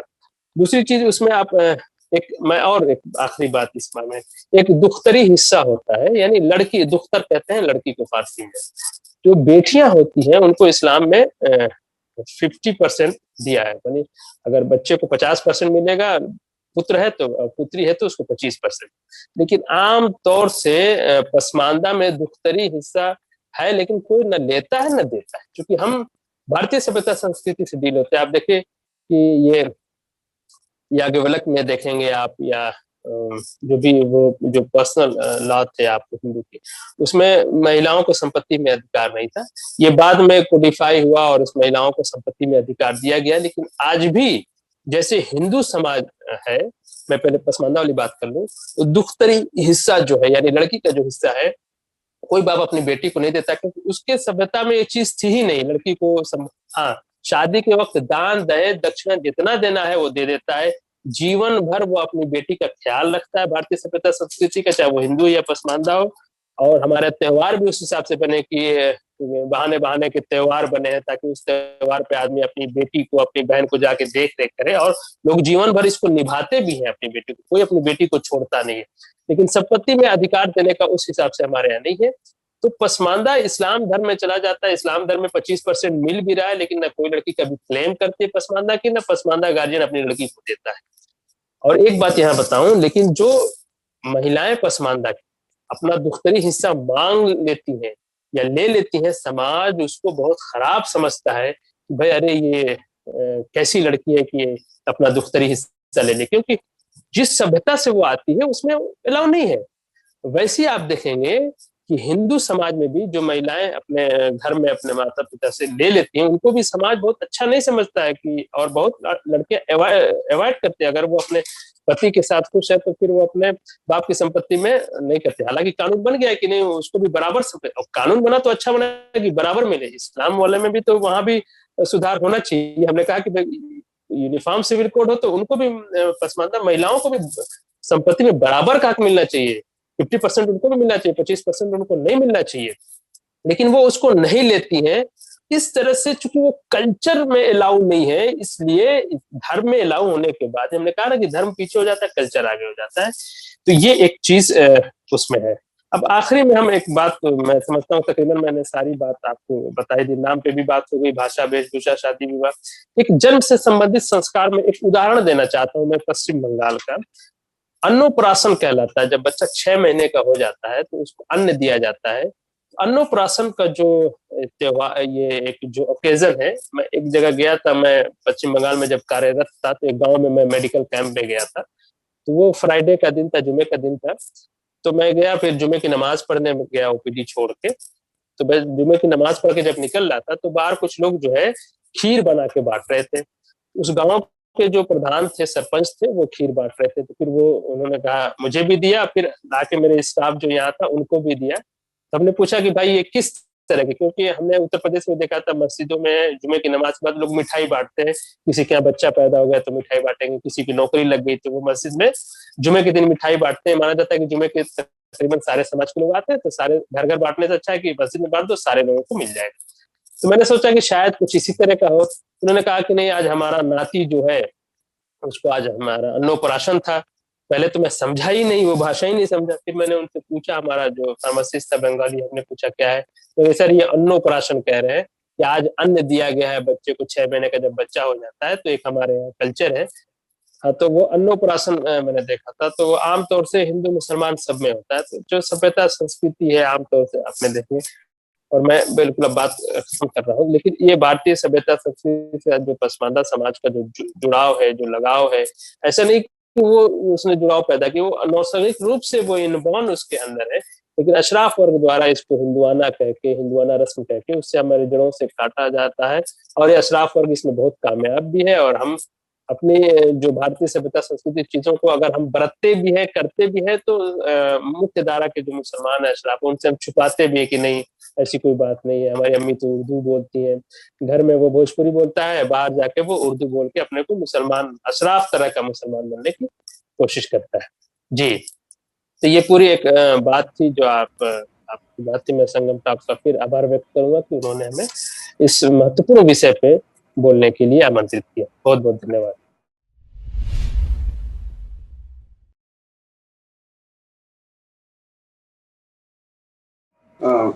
Rajiv, thank you very much. Thank आपने यू। डाउट जो हैं कुछ मेरे बहुत दिनों से थे, उन्होंने आपने यह clarified that, thank you very much. जी जी। I presume when you say कि Pasmanda Indian Muslim, yeah yeah we are Indian, well, we have पहले हमारा जो भी था, now we have become Muslims, but we वही जो हमारा कल्चर पुराना चल रहा है वही चली आ रहा है। जी। And I am confirming whatever you have said, in that South India में अभी भी 90% Muslim they wear our same clothes.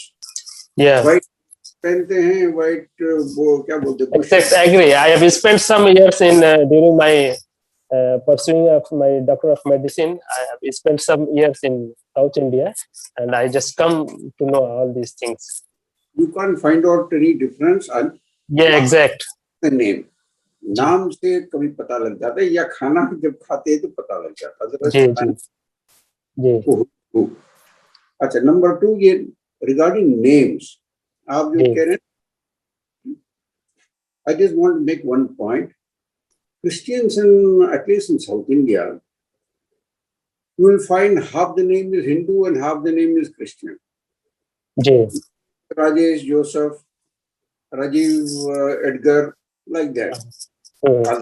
But in Muslims these days, it is more or less 100% Arabic. Yes, Arabified. Ji. That is the reason you have explained. Thank you very much. Ji. Now, what do you think should be the course of action for Indian Muslims to take in re-establishing our own identity? Yes. हाँ, इसके लिए मैं हिंदी में जवाब दूं। हाँ, देखिए, इसके लिए पसमानदा आंदोलन चल रहा है। बस ये है कि थोड़ा सा पसमानदा आंदोलन को, जैसे देश के अंदर और भी आंदोलन है सामाजिक न्याय के, उस तरह से पसमानदा आंदोलन को भी उस पर जो है रिकॉग्नाइज किया जाए, उसकी बात किया जाए और इसको चर्चे में लिया जाए। देखिए, हमने शुरू में कहा कि भेदभाव 3 आधार पे है, इसी 3 आधार पे हमारा काउंटर भी है।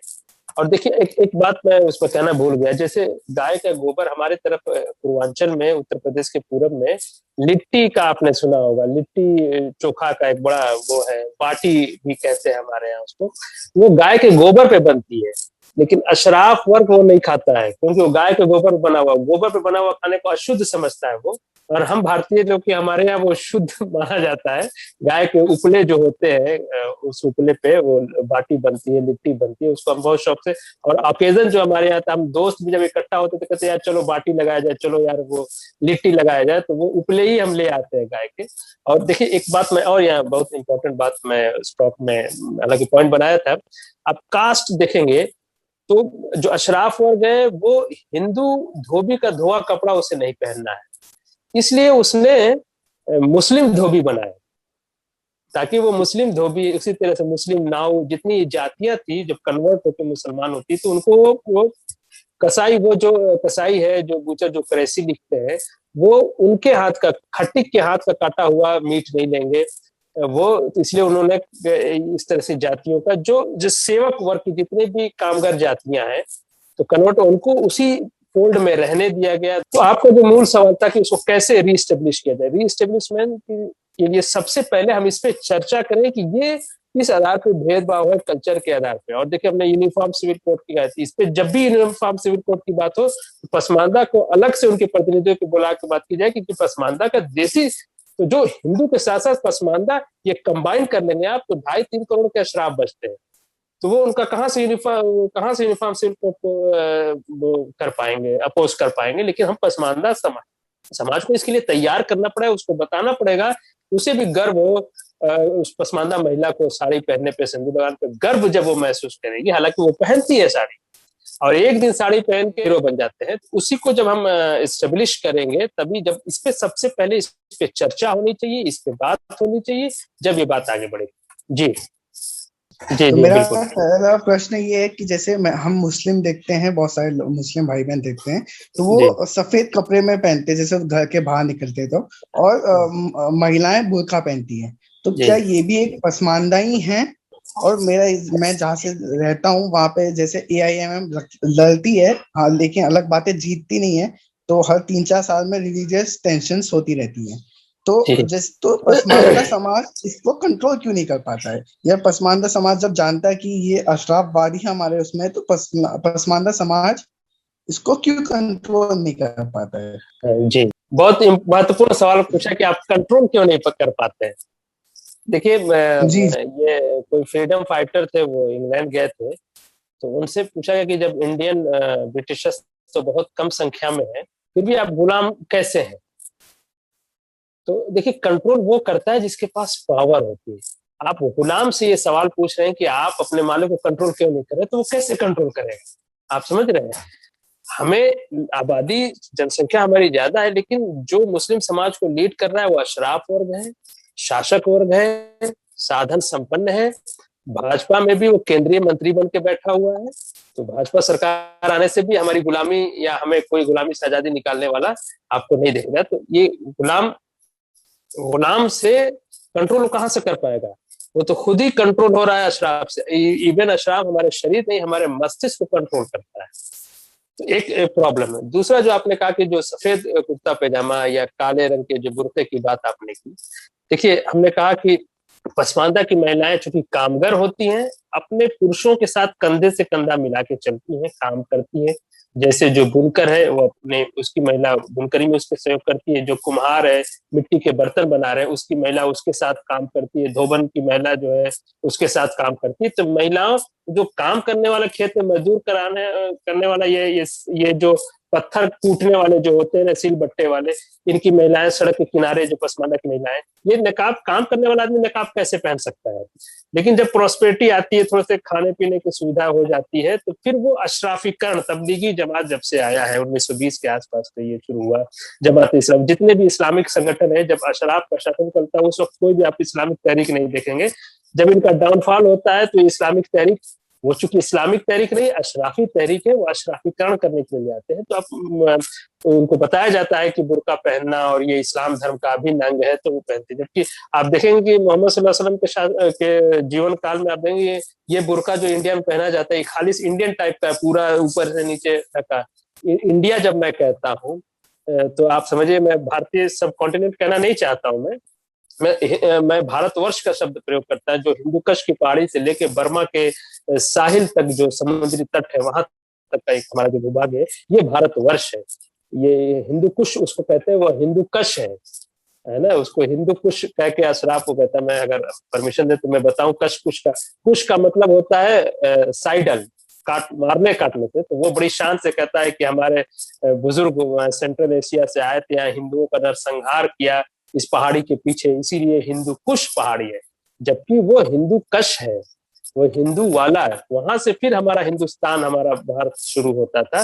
तो जिसको वो हिंदू कहे, ये हिंदू शब्द भी उन्हीं का दिया हुआ है, हिंद से है ना। सिंधु नदी जो हमारी थी, आप देखेंगे स का उच्चारण फारसी में, जैसे हम सप्ताह बोलते हैं वो हफ्ता बोलते हैं, हा हो जाता है वहां।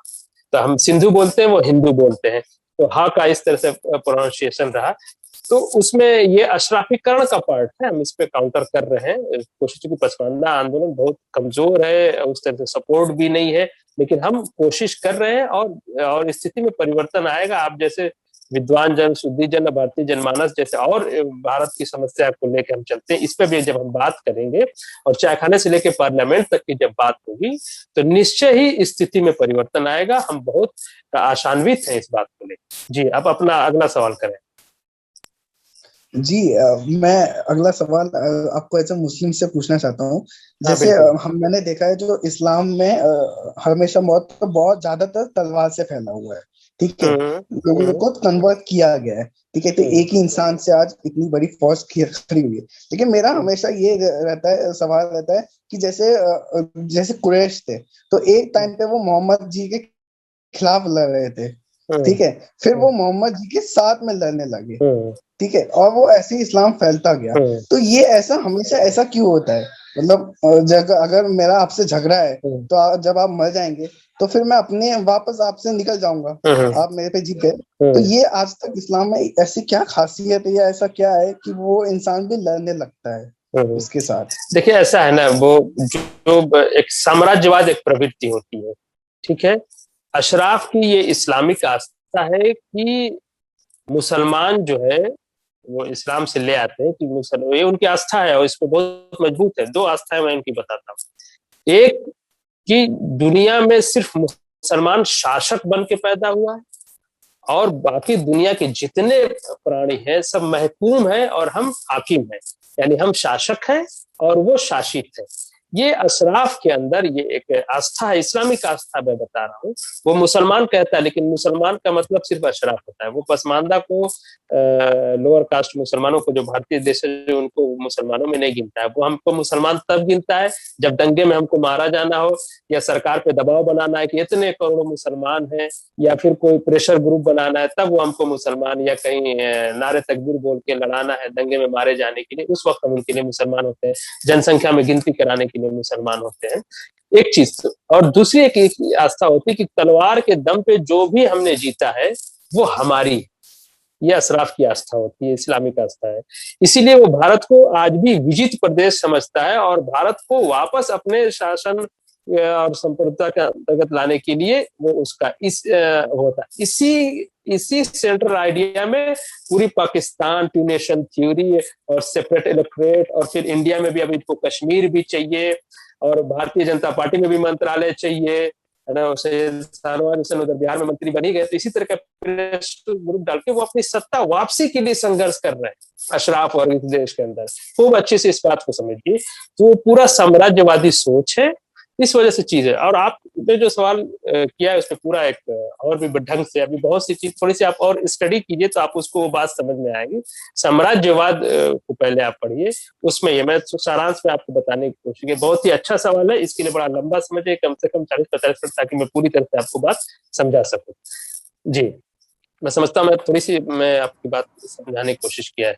जैसे मैंने देखा कि मस्जिद में कभी कभी कॉल फॉर जिहाद भी होते हैं, ठीक है। हम्म। हमेशा मैंने देखा जब सीए का आंदोलन चल रहा था, तब मैं ऐसे हम्म। घूमने गया तो वहां पे एक मस्जिद में चल रहा था, ये देखो जी हिंदू हमारे साथ ये कर रहे हाँ, हैं, बिल्कुल बिल्कुल इस्लाम एकदम खतरे में है, खुलेआम ये तो। चलता है। आप और मैं आपने कभी वहां पे कभी जब सुना होगा, गया मैं मैंने, बचपन से सुनता आ रहा हूँ। जी जी जी बोले। जी मैं वहां पे मैंने जानने की कोशिश भी की, मैंने बोला ये कैसे चल रहा है इस देश में। तो मैंने वहां पे हम्म। गया तो वहां पे लोकली वहां के लोग थे, शायद वो पसमानदा ही होंगे, तो वो भी बिल्कुल उसको बिल्कुल। सपोर्ट कर रहे थे, ठीक है। जी और जी। मेरा एक उसमें ये है कि जैसे 700 साल से शायद इस्लाम इस देश में है, तो क्या हम्म। पसमानदा समाज 700 साल से उसकी आवाज क्यों नहीं उठ पाई? जी ये एक बहुत ही लंबा देखिए, वक्त है। ये अब हाँ तक तो देखिए, मैं सीए पे एक बात कह दूं आपका। ये जो तीसरा सवाल है इसका जवाब मैंने पहले दे दिया था कि वो गुलाम है वो, तो वो कहाँ से आवाज उठा पाएगा। अब ये भारत चूंकि आजाद हुआ है, अब बोलने की आजादी मिली है। ये तो हमें गूंगा कहते थे, अजमी कहते हैं, आज भी कहते हैं। अजमी की अरबी की शादी नहीं हो सकती है। तो जो मैंने अपने टॉक पे पहले बात कही, तो इसको अब हमारी पहली लड़ाई ही आजादी की लड़ाई है। देखिए, मुगलों की हुकूमत से या अशराफ की जो हुकूमत से, उससे भारतीय जनमानस तो आजाद हो गया, हम अभी तक आजाद नहीं थे।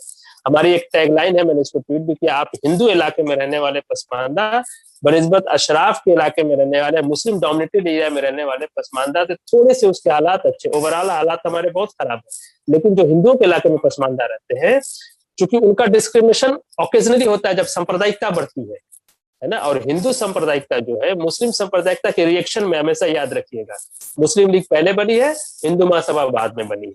और रिएक्शन के मामले में 20-25 साल पीछे है हिंदू समाज अशराफ के, ये आप एक समझिए। तो वहां पे जो आप सीए पे देखिए, सीए जो है दूसरे धर्म जो हिंदू प्रताड़ित थे उनको देने का वो था।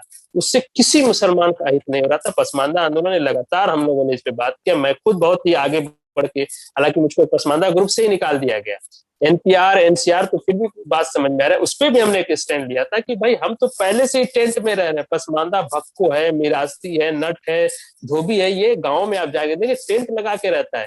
भारत सरकार हमें जो टेंट में रखेगी, कम से कम उसकी टेंट की क्वालिटी अच्छी होगी। एक आईएएस साहब थे पसमानदा से, बड़ा नाराज हो गए, उसको ग्रुप से निकलवा दिया। लेकिन सीए पे हमने स्पष्ट एक लिया था कि सीए से कोई प्रॉब्लम नहीं है पसमानदा को, जो धर्म के आधार पर जो उत्पीड़ित लोग हैं आसपास हमारे पड़ोस में, उनको देना चाहिए, और नागरिकता देना भारतीय सरकार का अधिकार है, जिसको चाहे दे, इसमें कोई प्रॉब्लम। मैं यहाँ एक बात कहने दूं, मस्जिदों से ये संविधान बचाने के नारे हुए, ये पूरा आप देखें कि संविधान बचाना चाहिए।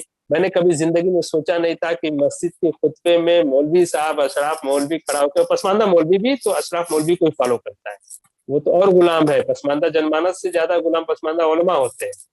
हालांकि इसी पसमानदा उलमा के अंदर मसूद आलम फलाई, डॉक्टर अब्दुल्ला कासमी साहब, मौलाना अब्दुल्ला कासमी साहब लोग निकल के भी आ रहे हैं। तो संविधान बचाने मेंबर से ऐलान कर, इसी संविधान को मैंने अपने कान से सुना है। कहते थे कि एक चमार का बनाया हुआ है, हिंदू का बनाया हुआ, अल्लाह की जमीन पे अल्लाह का कानून चलेगा। तो संविधान एक इंसान का लिखा हुआ, एक चमार का लिखा हुआ, मतलब वो दलित जाति को बहुत ही हे दृष्टि से कहते थे। मैंने अपने कान से कई लोगों से सुना है, लेकिन मुझे बहुत ताज्जुब हुआ कि जब फिर अब उसी संविधान की बचाने की बात है, तो वक्त काल के हिसाब से अपने सत्ता वर्चस्व या अम्बेडकर की बुराई करके इनका सत्ता वर्चस्व बचता है तो बचा लेंगे, अम्बेडकर की तारीफ करके अगर सत्ता वर्चस्व बचता है तो अब संविधान इनको अच्छा लगने लगा, संविधान बचाओ संविधान बचाओ। उससे पहले संविधान खराब था, अल्लाह की जमीन पर अल्लाह का कानून चलेगा, इस तरह की बातें। तो सर सबसे पहले तो मैं एक चीज जानना चाह रहा हूँ, मैं राजस्थान से हूँ और यहाँ पर हमने देखा है कि एक समाज है जो अपने नाम के आगे कायम खानी लिखता है। तो मेरे पिताजी डॉक्टर हैं, तो उनके पास हर प्रकार के पेशेंट्स आते रहते हैं। तो एक बार वो मुझे बता रहे थे कि कोई इस प्रकार का कायम खानी समाज का कोई पेशेंट आया उनके पास, तो बातचीत में ये बात निकल के आई कि उन्होंने कहा कि देखिए हम तो इसमें कायम हो चुके हैं, इसलिए अब हम लौट नहीं सकते। तो ये बात मुझे बहुत बचपन से बताया, तो आपसे बात हो रही है तो मैं ये जानना चाहता हूँ कि वाकई क्या इस तरह की बात है। और दूसरी चीज इसी के साथ जुड़ी हुई कि क्या कभी ऐसे प्रयास उन्होंने किए हैं उस समाज ने लौटने के, तो क्या रिस्पॉन्स रहा है और जो भी उसका इतिहास? देखिए, जहां तक कायम खानी की बात है, वो पसमानदा समाज में आते हैं, अपने नाम के आगे वो खान लिखते हैं, अशराफ टाइटल नहीं।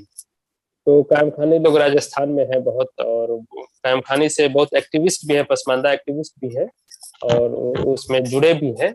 देखिए, जहां तक कायम रहने की बात है, आस्था से कभी हमारे देश के अंदर लड़ाई नहीं रही है, मैंने इससे पहले भी कहा है। लेकिन अगर आप अपने भारतीय सभ्यता संस्कृति से जुड़े हैं तो आप मस्जिद में जाकर नमाज पढ़िए या मंदिर में जाकर घंटा बजाइए, इससे किसी को प्रॉब्लम नहीं होती। प्रॉब्लम तब होती है जब आप उसका पॉलिटिकल लाते हैं कि नहीं मुस्लिम सांप्रदायिकता असराफ शुरू करता है कि नहीं इस्लाम खतरे में है, और ये है, यही हमने कहा इससे पहले आस्था वाली बात की हम शासक वर्ग है और बाकी लोग शासित होने वाले, इस तरह की जब इस्लामिक कॉन्सेप्ट आता है तो फिर वो एक क्लैश होता है, वो पूरे समाज को हमारे डिस्टर्ब करता है। लेकिन आस्था पे आप सुबह जाइए, एक हिंदू एक ही परिवार में लोग कृष्ण भक्त होते हैं, राम भक्त होते हैं, कोई समस्या नहीं है। लेकिन जो वापसी की बात है, देखिए धर्म एक बहुत ही व्यक्तिगत होता है। अगर कोई किसी को हिंदू धर्म अच्छा लगे, सनातन धर्म अच्छा लगे, बौद्ध धर्म, तो कन्वर्ट होते भी हैं। एक पूरे विश्व में भी आप देखेंगे कि हम लोगों को बताया जाता है कि बहुत तेजी से लोग मुसलमान हो रहे हैं अमेरिका में। मैं बचपन से सुन रहा हूँ, 20 साल से तो मैं सुन रहा हूँ। जो रेट मुझे बताया गया था, अगर उस रेट से मैं कैलकुलेट करूं तो सारा अमेरिका अब तक मुसलमान हो गया होता है।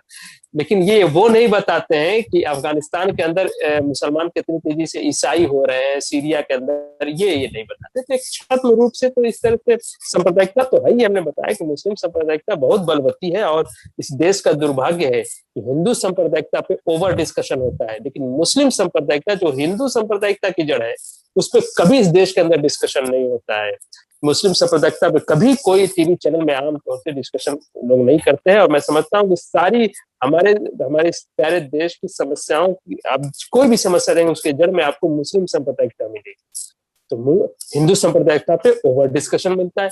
जिसको बोलने की तमीज नहीं है वो खड़ा होकर बोलने लगता है कि साहब सांप्रदायिकता, इस देश के अंदर बहुत सांप्रदायिकता का माहौल है ये, और उसी के जमाने से मुस्लिम सांप्रदायिकता उसको नहीं दिखाई देती।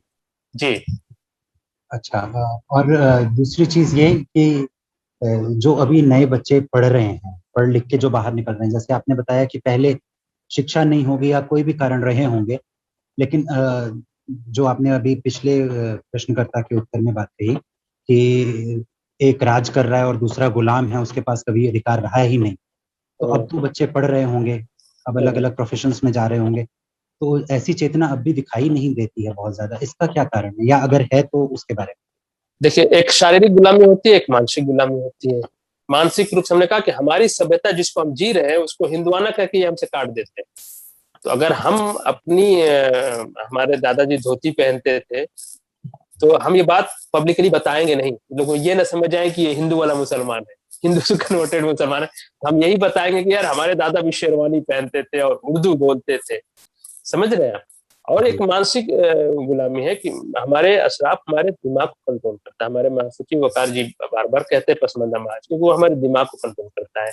और हम पढ़ लिख जरूर गए, लेकिन जो भी स्थिति अच्छी हुई है आजादी के बाद इस देश में, पसमानदा की स्थिति जो अच्छी हुई है, बहुत अच्छी नहीं। आप सच्चर कमेटी की रिपोर्ट देखें, सच्चर कमेटी ने कहा कि जो पसमानदा है, जो ओबीसी या एससी एसटी मुस्लिम है, उनके हालात हिंदू दलितों से खराब है।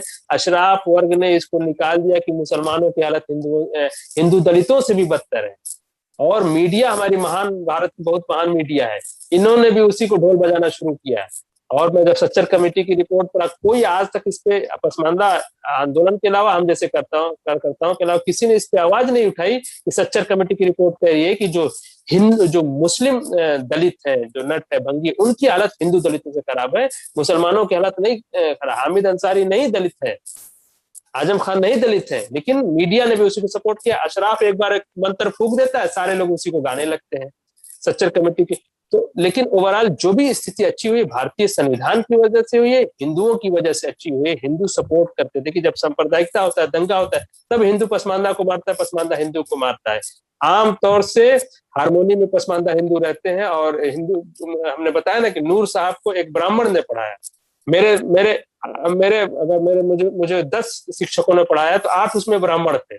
तो मैं जो बोला, मैं किस ब्राह्मण को गाली देता फिरूं? अगर मैं देता हूं तो गलत बात है, क्योंकि हमारे मैथमेटिक्स पढ़ाना, साइंस पढ़ाने वाले टीचर सब हमारे थे। तो जो भी स्थिति अच्छी हुई है पसमानदा की, वो हिंदू जनमानस के और भारतीय संविधान और देश की वजह से हुई है, अशराफ की वजह से नहीं। इसीलिए अशराफ के इलाके वाला पसमानदा आपको और दबा कुचला मिलेगा और मानसिक रूप से गुलाम मिलेगा। और ये पूरी कोशिश करते हैं कि हमारा गुलाम बना रहे। इसीलिए हम जैसे एक एक्टिविस्ट जो बात कर रहे हैं, आप ये सिर्फ हमें धर्म परिवर्तन की जो बात की जाए, घर वापसी की जो बात कही जा रही है, हिंदू जब हमें घर वापसी की तरफ बुलाता है तो उसकी नीयत साफ है, उसको लगता है कि हमारे भाई है, हमारे साथ रहे, बेचारों को बहुत जुल्म हो रहा है। लेकिन अशराफ जो हमें घर वापसी के लिए कह रहा है, बकायदा अशराफ की तरफ से फेसबुक, सोशल मीडिया पे लिखा जाए कि तुम हिंदू क्यों नहीं हो जा रहे हो, जब तुमको हिंदू धर्म अच्छा लग रहा है तो हिंदू हो जाए। वो उन गुलामों को बाहर करना चाहते हैं, डिक्रेट करना चाहते हैं। देखिए, 1-2 गुलाम का नुकसान उठाया जा सकता है, लेकिन ये पूरा गुलाम खड़बड़ हो जाएगा, सारी आजादी की मांग करने लेंगे तो फिर हमारी सत्ता वर्चस्व के लिए हो जाए। इसीलिए हम जैसे एक्टिविस्टों को बराबर ये प्रताड़ना किया जाए कि तुम हिंदू हो जाओ। मैंने सरजील उस्मानी ने जो कहा था कि हिंदू समाज, मैं कहना नहीं चाहता, उस पर मैंने टेक लिया था कि सड़ा हुआ मुस्लिम समाज है, क्योंकि हिंदू समाज तो बहुत, पूरी दुनिया, पूरे आप वैश्विक लेवल पर देखेंगे कि जितना प्रोग्रेशन और सामाजिक सुधार और हिंदू कोड बिल तक और महिला का अधिकार, जो भी है, सती प्रथा से लेकर जो 100 साल के अंदर जो हिंदू समाज के अंदर जो प्रोग्रेशन हुआ है, दुनिया के किसी समाज के अंदर नहीं। ये हिंदू समाज की खूबसूरती है। मैंने उस पर एक वीडियो भी है, पसमानदा डेमोक्रेसी पे, आप सुन सकते हैं। तो उसके काउंटर में लोगों ने कहा कि फिर तुमको हिंदू अच्छा लग रहा है। मुझको दलित एक्टिविस्टों ने कहा कि फिर हिंदू ही हो जाए यार। तो वो जब हमें हिंदू, तो हमें फोल्ड से बाहर करते हैं बाबा कबीर की तरह, ताकि फिर यहाँ आजादी न हो। जो गुलाम बचा, एक आध गुलाम का नुकसान सही है, लेकिन हमारे गुलाम बचे रहते। पूरी आजादी गुलामी वाली आप समझ लीजिए कि हम उसके लिए फाइट कर रहे हैं। जी अरमन जी। सर, तो इससे जुड़ी एक बात मेरे मन में आई कि जैसे गोवा के अंदर हम पढ़ते हैं इतिहास में कि वहाँ इंक्विजिशन हुआ, तो क्या कभी ऐसी कोई चीज हुई है इस पसमानदा वाले सीन में भी कि लोगों ने अंदर ही अंदर कन्वर्ट होने के बाद में भी इस प्रकार अपनी परंपराओं को जारी रखना शुरू किया, जैसे आपने बताया कि अभी भी होता है? इनफैक्ट मैं बिल्कुल जहाँ से देखिए, पढ़ा हुआ हूँ, हाँ, परंपराएं तो हम हैं उसको फॉलो करते हैं। हमने बताया ना, आप किसी पसमानदा घर में शादी ब्याह के मौके पे आप चले जाइए, आपको स्पष्ट रूप हाँ से हाँ आप बोल पड़ेंगे यार ये तो सब हिंदुओं की तरह हो रहा है। जी सर, लेकिन उसमें क्या और इंक्विजिशन जी, जैसे क्रिश्चियनिटी ने किया वैसा कुछ हुआ है क्या? इंक्विजिशन में नहीं समझ पा रहा हूँ, शब्द को जरा बताएं।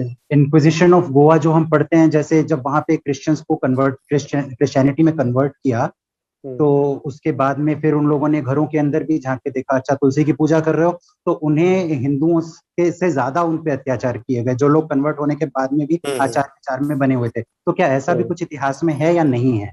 नहीं, बिल्कुल देखिए, पसमानदा के साथ, ये हिंदुओं के साथ शादी ब्याह भी कर लेता है अशराफ, लेकिन पसमानदा के साथ नहीं करता है। पसमानदा पे हिंदू के साथ एक कुर्सी के अपने दरवाजे पे हिंदुओं को बैठने की जगह मिल जाती है, पसमानदा को नहीं मिलती है। ये अपने सहधर्मी के साथ अपने विधर्मी से ज्यादा जुल्म ज्यादती करते हैं, बात व्यवहार से भी। और हमने कहा ना कि दंगा जब होता है, जब सांप्रदायिकता का मार होता है, तब हिंदू पसमानदा को मारता है। अशराफ 24 घंटा सुबह फजर की अजान से लेके ईशा के अजान तक का अशराफ प्रताड़ित करता रहता है। वो जो बच्चे पढ़ रहे हैं उनको टांट करता है कि क्या करोगे पढ़ लिख के, मुसलमानों के लिए कहाँ नौकरी है। मतलब हर लेवल पे वो प्रताड़ित करता है, मानसिक पे, शारीरिक पे। कोई दुकान खोल दिया है, उसकी दुकान नहीं चलने देंगे।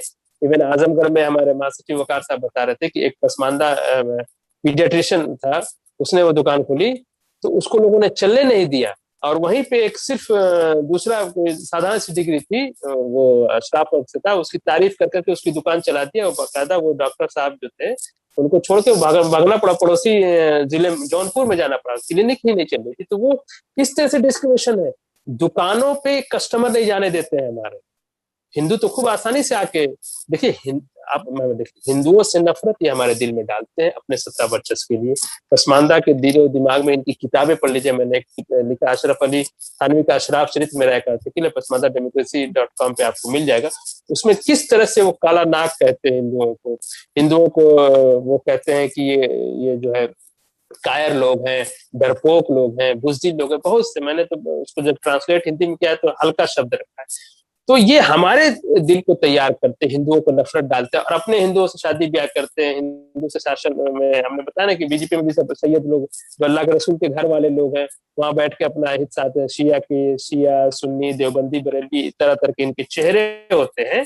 ये मूल में ये अपने सत्ता वर्चस्व को बताया, चाहे इनका सूफी हो, चाहे इनका डॉक्टर हो, चाहे इनका तबलीगी जमात का हो, तो सब एक से है। ये आप एकदम इस पर समझिए।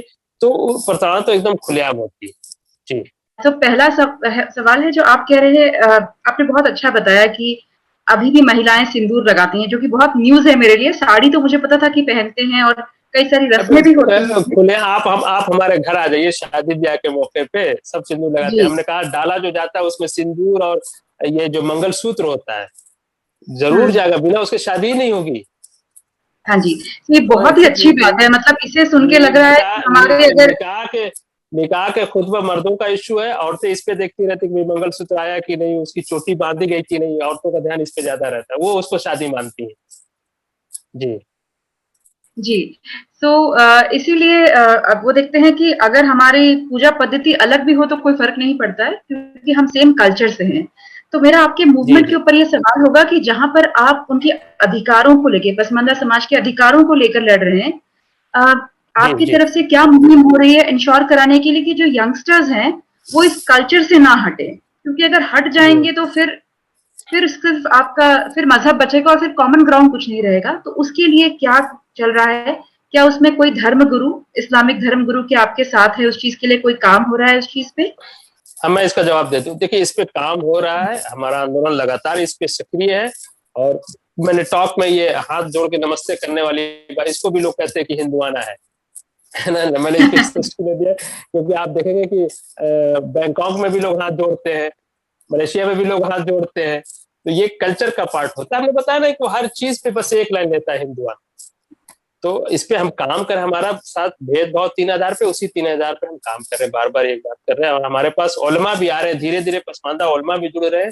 बहुत प्रमुख आलिम है, हमने बताया कि आलिम फाजिल दोनों हैं, प्रोफेसर भी है मसूद अनवर। उन्होंने 700 पेज की मोटी किताब लिखी है, हिंदुस्तान में जात पात और मुसलमान, उर्दू में है। हिंदी ट्रांसलेशन हो चुका है, उससे कुछ एक्सपर्ट्स पे एग्जाम्प्स को हम लोगों ने इंग्लिश में ट्रांसलेशन भी किया है, वो भी आप पढ़ सकते हैं। और मौलाना डॉक्टर अब्दुल हक कासमी साहब, वो डॉक्टर भी है, वो भी उन्होंने एक किताब लिखी है, अपॉर्चुनिटी संसाधन कम है, हम उसको छाप नहीं पा रहे हैं, और उसके कुछ पार्ट को मैंने हिंदी में ट्रांसलेट भी किया है। तो उलमा भी हमसे जुड़ रहे हैं। देखिए, ये गुलाम की आजादी कराने के धीरे धीरे हम अपना एक नैरेटिव सेट कर रहे हैं, बात कर रहे हैं। उलमा भी, बहुत से उलमा इस बात को समझते हैं। देखिए, हमारे पास एक बहुत बड़ा 1932 में एक अशराफ आलिम की लिखी किताब के जवाब में मौलाना हबीबुर रहमान साहब आजमी ने एक किताब लिखी थी। उनको जमीयतुल उलमा के सदर से इसलिए हटा दिया गया कि वो कोरी जाति से थे, जिस जाति से हमारे हमारे राष्ट्रपति जी हैं। राष्ट्रपति आप बन सकते हैं, जमीयतुल उलमा हिंद के सदर नहीं बन सकते हैं आप। उनको निकाल दिया गया था। ये 86-80 की बात बता रहा हूँ। वो जो है कांग्रेस पार्टी से वो जो है इलेक्शन भी जीते थे, वो विधायक भी रह चुके हैं। उनकी बात इतना जो इस्लामिक इस तरह के विद्वान थे कि सऊदी गवर्नमेंट ने कहा था कि मैं आपके वजन के बराबर सोना दूंगा, आप आके हमारे मदरसे में पढ़ाएं। ये हम भारतीयों के लिए, हम देशी पसमानदा भारतीयों के लिए गर्व की बात है कि हमारे यहाँ के इस्लामिक विद्वान को अरब में ये पूछे, लेकिन अशराफ उसको डिक्रेडिट करता है, उनको अध्यक्ष तक नहीं बनने दिया, उनको हटा दिया गया। इस तरह की बातें हैं। उलमा भी हमारे साथ जुड़ रहे हैं, हम इस पे काम कर रहे हैं। देखिए, हमारे कदम छोटे हैं, लेकिन हमारे इरादे उसमें बहुत बड़े हैं। जी जी। आपको क्या लगता है कितना प्रिपेयर्ड है पसमानदा समाज यूनिफॉर्म सिविल कोड के लिए? क्योंकि ये सारी चीजें वो सॉल्व करेगा, राइट? और वो धर्म या आपके पूजा पद्धति को हाथ नहीं लगाएगा। देखिए, हमारे पास एक महिला मौलाना है। आप हमारा यूसीसी वाला डिबेट जरूर देखिएगा पसमानदा डेमोक्रेसी पे। 3 महिलाएं हैं, क्षेत्र के हिसाब से भी 3 जगह प्रतिनिधित्व करती हैं, और उसमें एक महिला मौलाना है। वो हमसे कह रही थी डिबेट के दौरान कि ये एक भ्रम फैलाया गया है यूसीसी को लेके। यूसीसी जब आएगा तो हम अपने मुर्दों को दफन नहीं कर पाएंगे, हम टोपी नहीं पहन पाएंगे। तो वो महिला में वो जरूर सुनिएगा, हालांकि पूरा निकाब वगैरह पहन के बैठती हैं वो। हमने कई बार इस पे बात भी किया था। वो साफ कहते हैं कि इस तरह का निकाब कुरान में नहीं है कहीं, हमको अपना चेहरा ढकना चाहिए, लेकिन मैं चूंकि शुरू से करते आ रही हूँ इसलिए करती हूँ। तो वहां पे ये जो बात है एकदम साफ है कि यूसीसी को लेकर भ्रम फैलाया गया। देखिए, समाज तो बिल्कुल तैयार नहीं, समाज गुलाम है, और जो मालिक कहेगा वही कहेगा। ये हमारा काम यहीं से शुरू होता है। हम समाज को धीरे धीरे तैयार कर रहे हैं, आंदोलन को लोग तैयार कर रहे हैं कि यूसीसी पे जब भी बात होगी तो अशराफ का वर्ग आप छोड़ दीजिए, पसमानदा प्रतिनिधियों को बुला के बात की जाए कि इनका क्या है, यूसीसी के बारे में क्या सोचना है। और तलाक है, शादी ब्याह, जो भी उत्तराधिकार का अधिकार है, बहुत थोड़े से कानून है जिसपे यूनिफॉर्मिटी नहीं है। बाकी हमारा सारा संविधान और कानून, सब क्रिमिनल लॉ देखें, सब यूनिफॉर्म। ऐसा नहीं कि आप जो है चोरी करने पे हाथ काटने की सजा मुसलमान को दी जाती है। यूनिफॉर्म सिविल कोड है, तो यहाँ भी लगाओ यूनिफॉर्म सिविल कोड कि चोरी करने पे हाथ काट लिया जाए। कुरान में साफ लिखा हुआ है, तो वहां उनको सिविल कोड नहीं चाहिए। यहाँ तलाक देने के लिए फ्रीडम चाहिए साहब। जो और पसमानदा की औरत अवेलेबल हो अशराफ के लिए, अशराफ मर्दों के लिए, इसीलिए इनका बहुविवाह है। आप देखिए, जो ये कुफू का सिद्धांत है कि अपर कास्ट की शादी, सैयद की शादी बुनकर से, जुलाहे से, धोबी से, रंगरेज से, तेली से नहीं हो सकती है। लेकिन जब अशराफ की शादी नहीं होती, उम्र ज्यादा हो जाती है, बड़ा बूढ़ा हो जाता है, उसको जब अपनी जाति में नहीं मिलती है, तो फिर वो बहुविवाह दूसरा, फिर वो कुफू का सिद्धांत तोड़ के पसमानदा की महिलाओं से शादी कर लेता है। अपाहिज है या फिजिकली चैलेंज है, उसकी शादी नहीं होती है तो पसमानदा में शादी कर लेते हैं। तब उनका कुफू का सिद्धांत, सारी चीजें इन्होंने अपने सत्ता बच्चों से उसके लिए बना के रखी है। एकदम ये साफ स्पष्ट दिखाई देता है कि जब तक आप मुस्लिम समाज को मोनोलिथ मानेंगे, इस देश के मुसलमानों की किसी समस्या को ढंग से आप नहीं समझ पाएंगे। आपको देखना पड़ेगा कि भारतीय कौन है, देशज कौन है, और अशराफ कौन, उनका सभ्यता संगति अरबी, ईरानी और तुर्की कल्चर है, हमारा भारतीय कल्चर है। तो कल्चरल आप क्लैश जिसको कहते हैं, एकदम साफ स्पष्ट रूप से दिखाई देता है। जी, तो समाज तो बिल्कुल तैयार नहीं, समाज को हमें तैयार, उसको बताना पड़ेगा। देखिए, हम कहते हैं ना कि हम अपनी माँ से तमिल में बात करते हैं, बंगाली में बात करते हैं, बाहर कहते हैं कि उर्दू हमारी भाषा है। इसी तरह से वो यूनिफॉर्म सिविल कोड से उसको लाभ मिल रहा है, लेकिन वो बाहर उसका विरोध करता है। सीए से उसको कोई पता है, लेकिन सबसे ज्यादा पसमानदा ही पीछे। देखिए, अशराफ की संख्या कम है, नेतर वो होता है, वो एसी में बैठ के एक फतवा दे देता है, सारे पसमानदा सड़क पे आ जाते हैं, पुलिस की लाठी खाते हैं। कितने दुख की बात है कि हमारा आदमी उस चीज के लिए लाठी खाता है जिससे उसका कोई लेना देना नहीं। जैसे फर्स्ट वर्ल्ड वॉर में हमारे भारतीय सिपाही जाके फ्रांस में लड़ रहे थे, जिसकी वो लड़ाई थी नहीं, अंग्रेजों की लड़ाई थी, लड़ हम रहे थे, हमारे लोग मारे जा रहे। तो हमारे लिए बहुत, आपके लिए तो किस्सा कहानी लग रही है, हम तो इसको झेल रहे हैं। हम अपने लोग को देख रहे हैं कि हमारे लोग गुलाम बना के मारे जा रहे हैं, दंगे में मारा, ठेला जो हमारा पसमानदा वो मार दिया जाता है, और हजरत आके शेरवानी पहन के बात करते हैं, विक्टिमहुड खेलते हैं कि हमारे मुसलमान मार दिए गए दंगे में, लाओ हमें दो, तो ये एमएलए एमपी बन जाते हैं, राज्यसभा चले जाते हैं, पैसे जो इंग्लैंड अमेरिका से आते हैं, भारतीय सरकार जो दंगा उन्मूलन के लिए देती है सारा ये अपने बस, तो हमें लिखित में कि हमारे ठेले वाले तक का पैसा नहीं पहुंच पाता जो दंगे में मार दिया गया, बाकी भाईजान ले लेते हैं सर। तो इसका तो दुख हमें ज्यादा है, इसलिए हम इसकी आवाज उठा रहे हैं जी। और हम चाहते हैं कि भारतीय जनमानस भी इस समस्या की चर्चा करे, कम से कम चर्चा करे, तो निश्चय ही परिवर्तन आएगा, बदलाव आएगा जी। जी बिल्कुल सही कहा आपने। और तीसरा क्वेश्चन थोड़ा सा सेंसिटिव है। जितने भी लव जिहाद के केसेस आते हैं उनमें अक्सर पसमानदा पुरुष, और अक्सर आपको जो महिलाएं मिलेंगी वो या तो पसमानदा या तो इकोनॉमिकली वीकर सेक्शन से मिलेंगी या फिर आपको दलित वर्ग से मिलेंगी। और इसके लिए जब हम देखते हैं तो हमें लगता है कि एंटी कन्वर्जन लॉ चाहिए, उसमें कुछ चेंजेस होने चाहिए, वो बात अलग है। तो उसको आप किस तरह से देखते हैं? Because anti conversion law completely against है, अगेंस्ट इस्लामिक एक्सपेंशन। तो उसको मैं समाज की तरफ से नहीं बोलूंगी, पसमानदा समाज, आप और आपका मूवमेंट उसे कैसे देखता है? देखिए ये बिल्कुल आपने कहा कि बहुत ही संवेदनशील इशू है। इस पे जब भी चर्चा हो, देखिए किसी मुद्दे पे चर्चा, आप पसमानदा प्रतिनिधियों को बुला के उस पर बात करें, सिर्फ शेरवानी पहने भाईजान लोगों को बुला के भारतीय सरकार समझ लेती कि हाँ जो भाईजान कह रहे हैं सब कुछ सही है।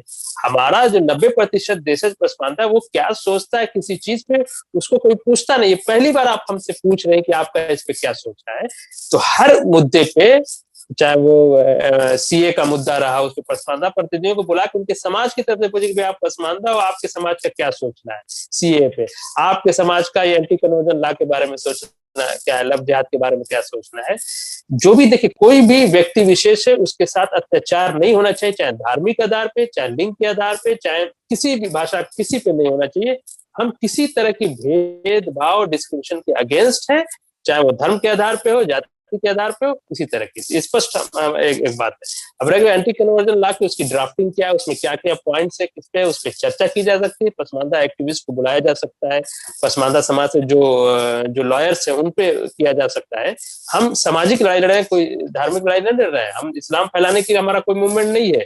जिसको मुसलमान बनना होगा बन जाएगा, जिसको हिंदू बनना होगा बन जाएगा। वो तो व्यक्तिगत मामला होता है, किसको क्या अच्छा लगता है, किसका धर्म परिवर्तन, ये एकदम हृदय से जुड़ा हुआ मसला है। आप किसी को रोक नहीं पाओगे। अगर एक मुसलमान है, उसको सनातन धर्म को पढ़ के अगर वो हिंदू बनना चाहता है, आप उसको रोक नहीं सकते, एकदम बिल्कुल। अगर आप रोक भी लोगे तो अंदर से कन्वर्ट हो जाएगा, आपको पता ही नहीं चलेगा। तो ये काफी व्यक्तिगत मामला है कि कौन नमाज पढ़ना चाहता है, कौन कृष्ण का पूजा कर सकता है, कौन राम की पूजा करना चाहता है, कौन देवी की पूजा करना चाहता है। ये उसका व्यक्तिगत है, ये उसके दिल के अकॉर्डिंग, उसके हृदय के अकॉर्डिंग चलता है। इस पे बात होनी चाहिए, और हम इसके लिए सहज तैयार हैं, हमारे एक्टिविस्ट भी तैयार हैं। जब भी इस पे बात हो, पसमानदा पक्ष का भी इस पे रखा जाए। जैसे कोई भी कानून बनता है तो हर पक्ष की बात राय ली जाती है, पसमानदा से भी राय ली जाए, पूछी जाए कि भाई क्या आपका सोचना है इस पे।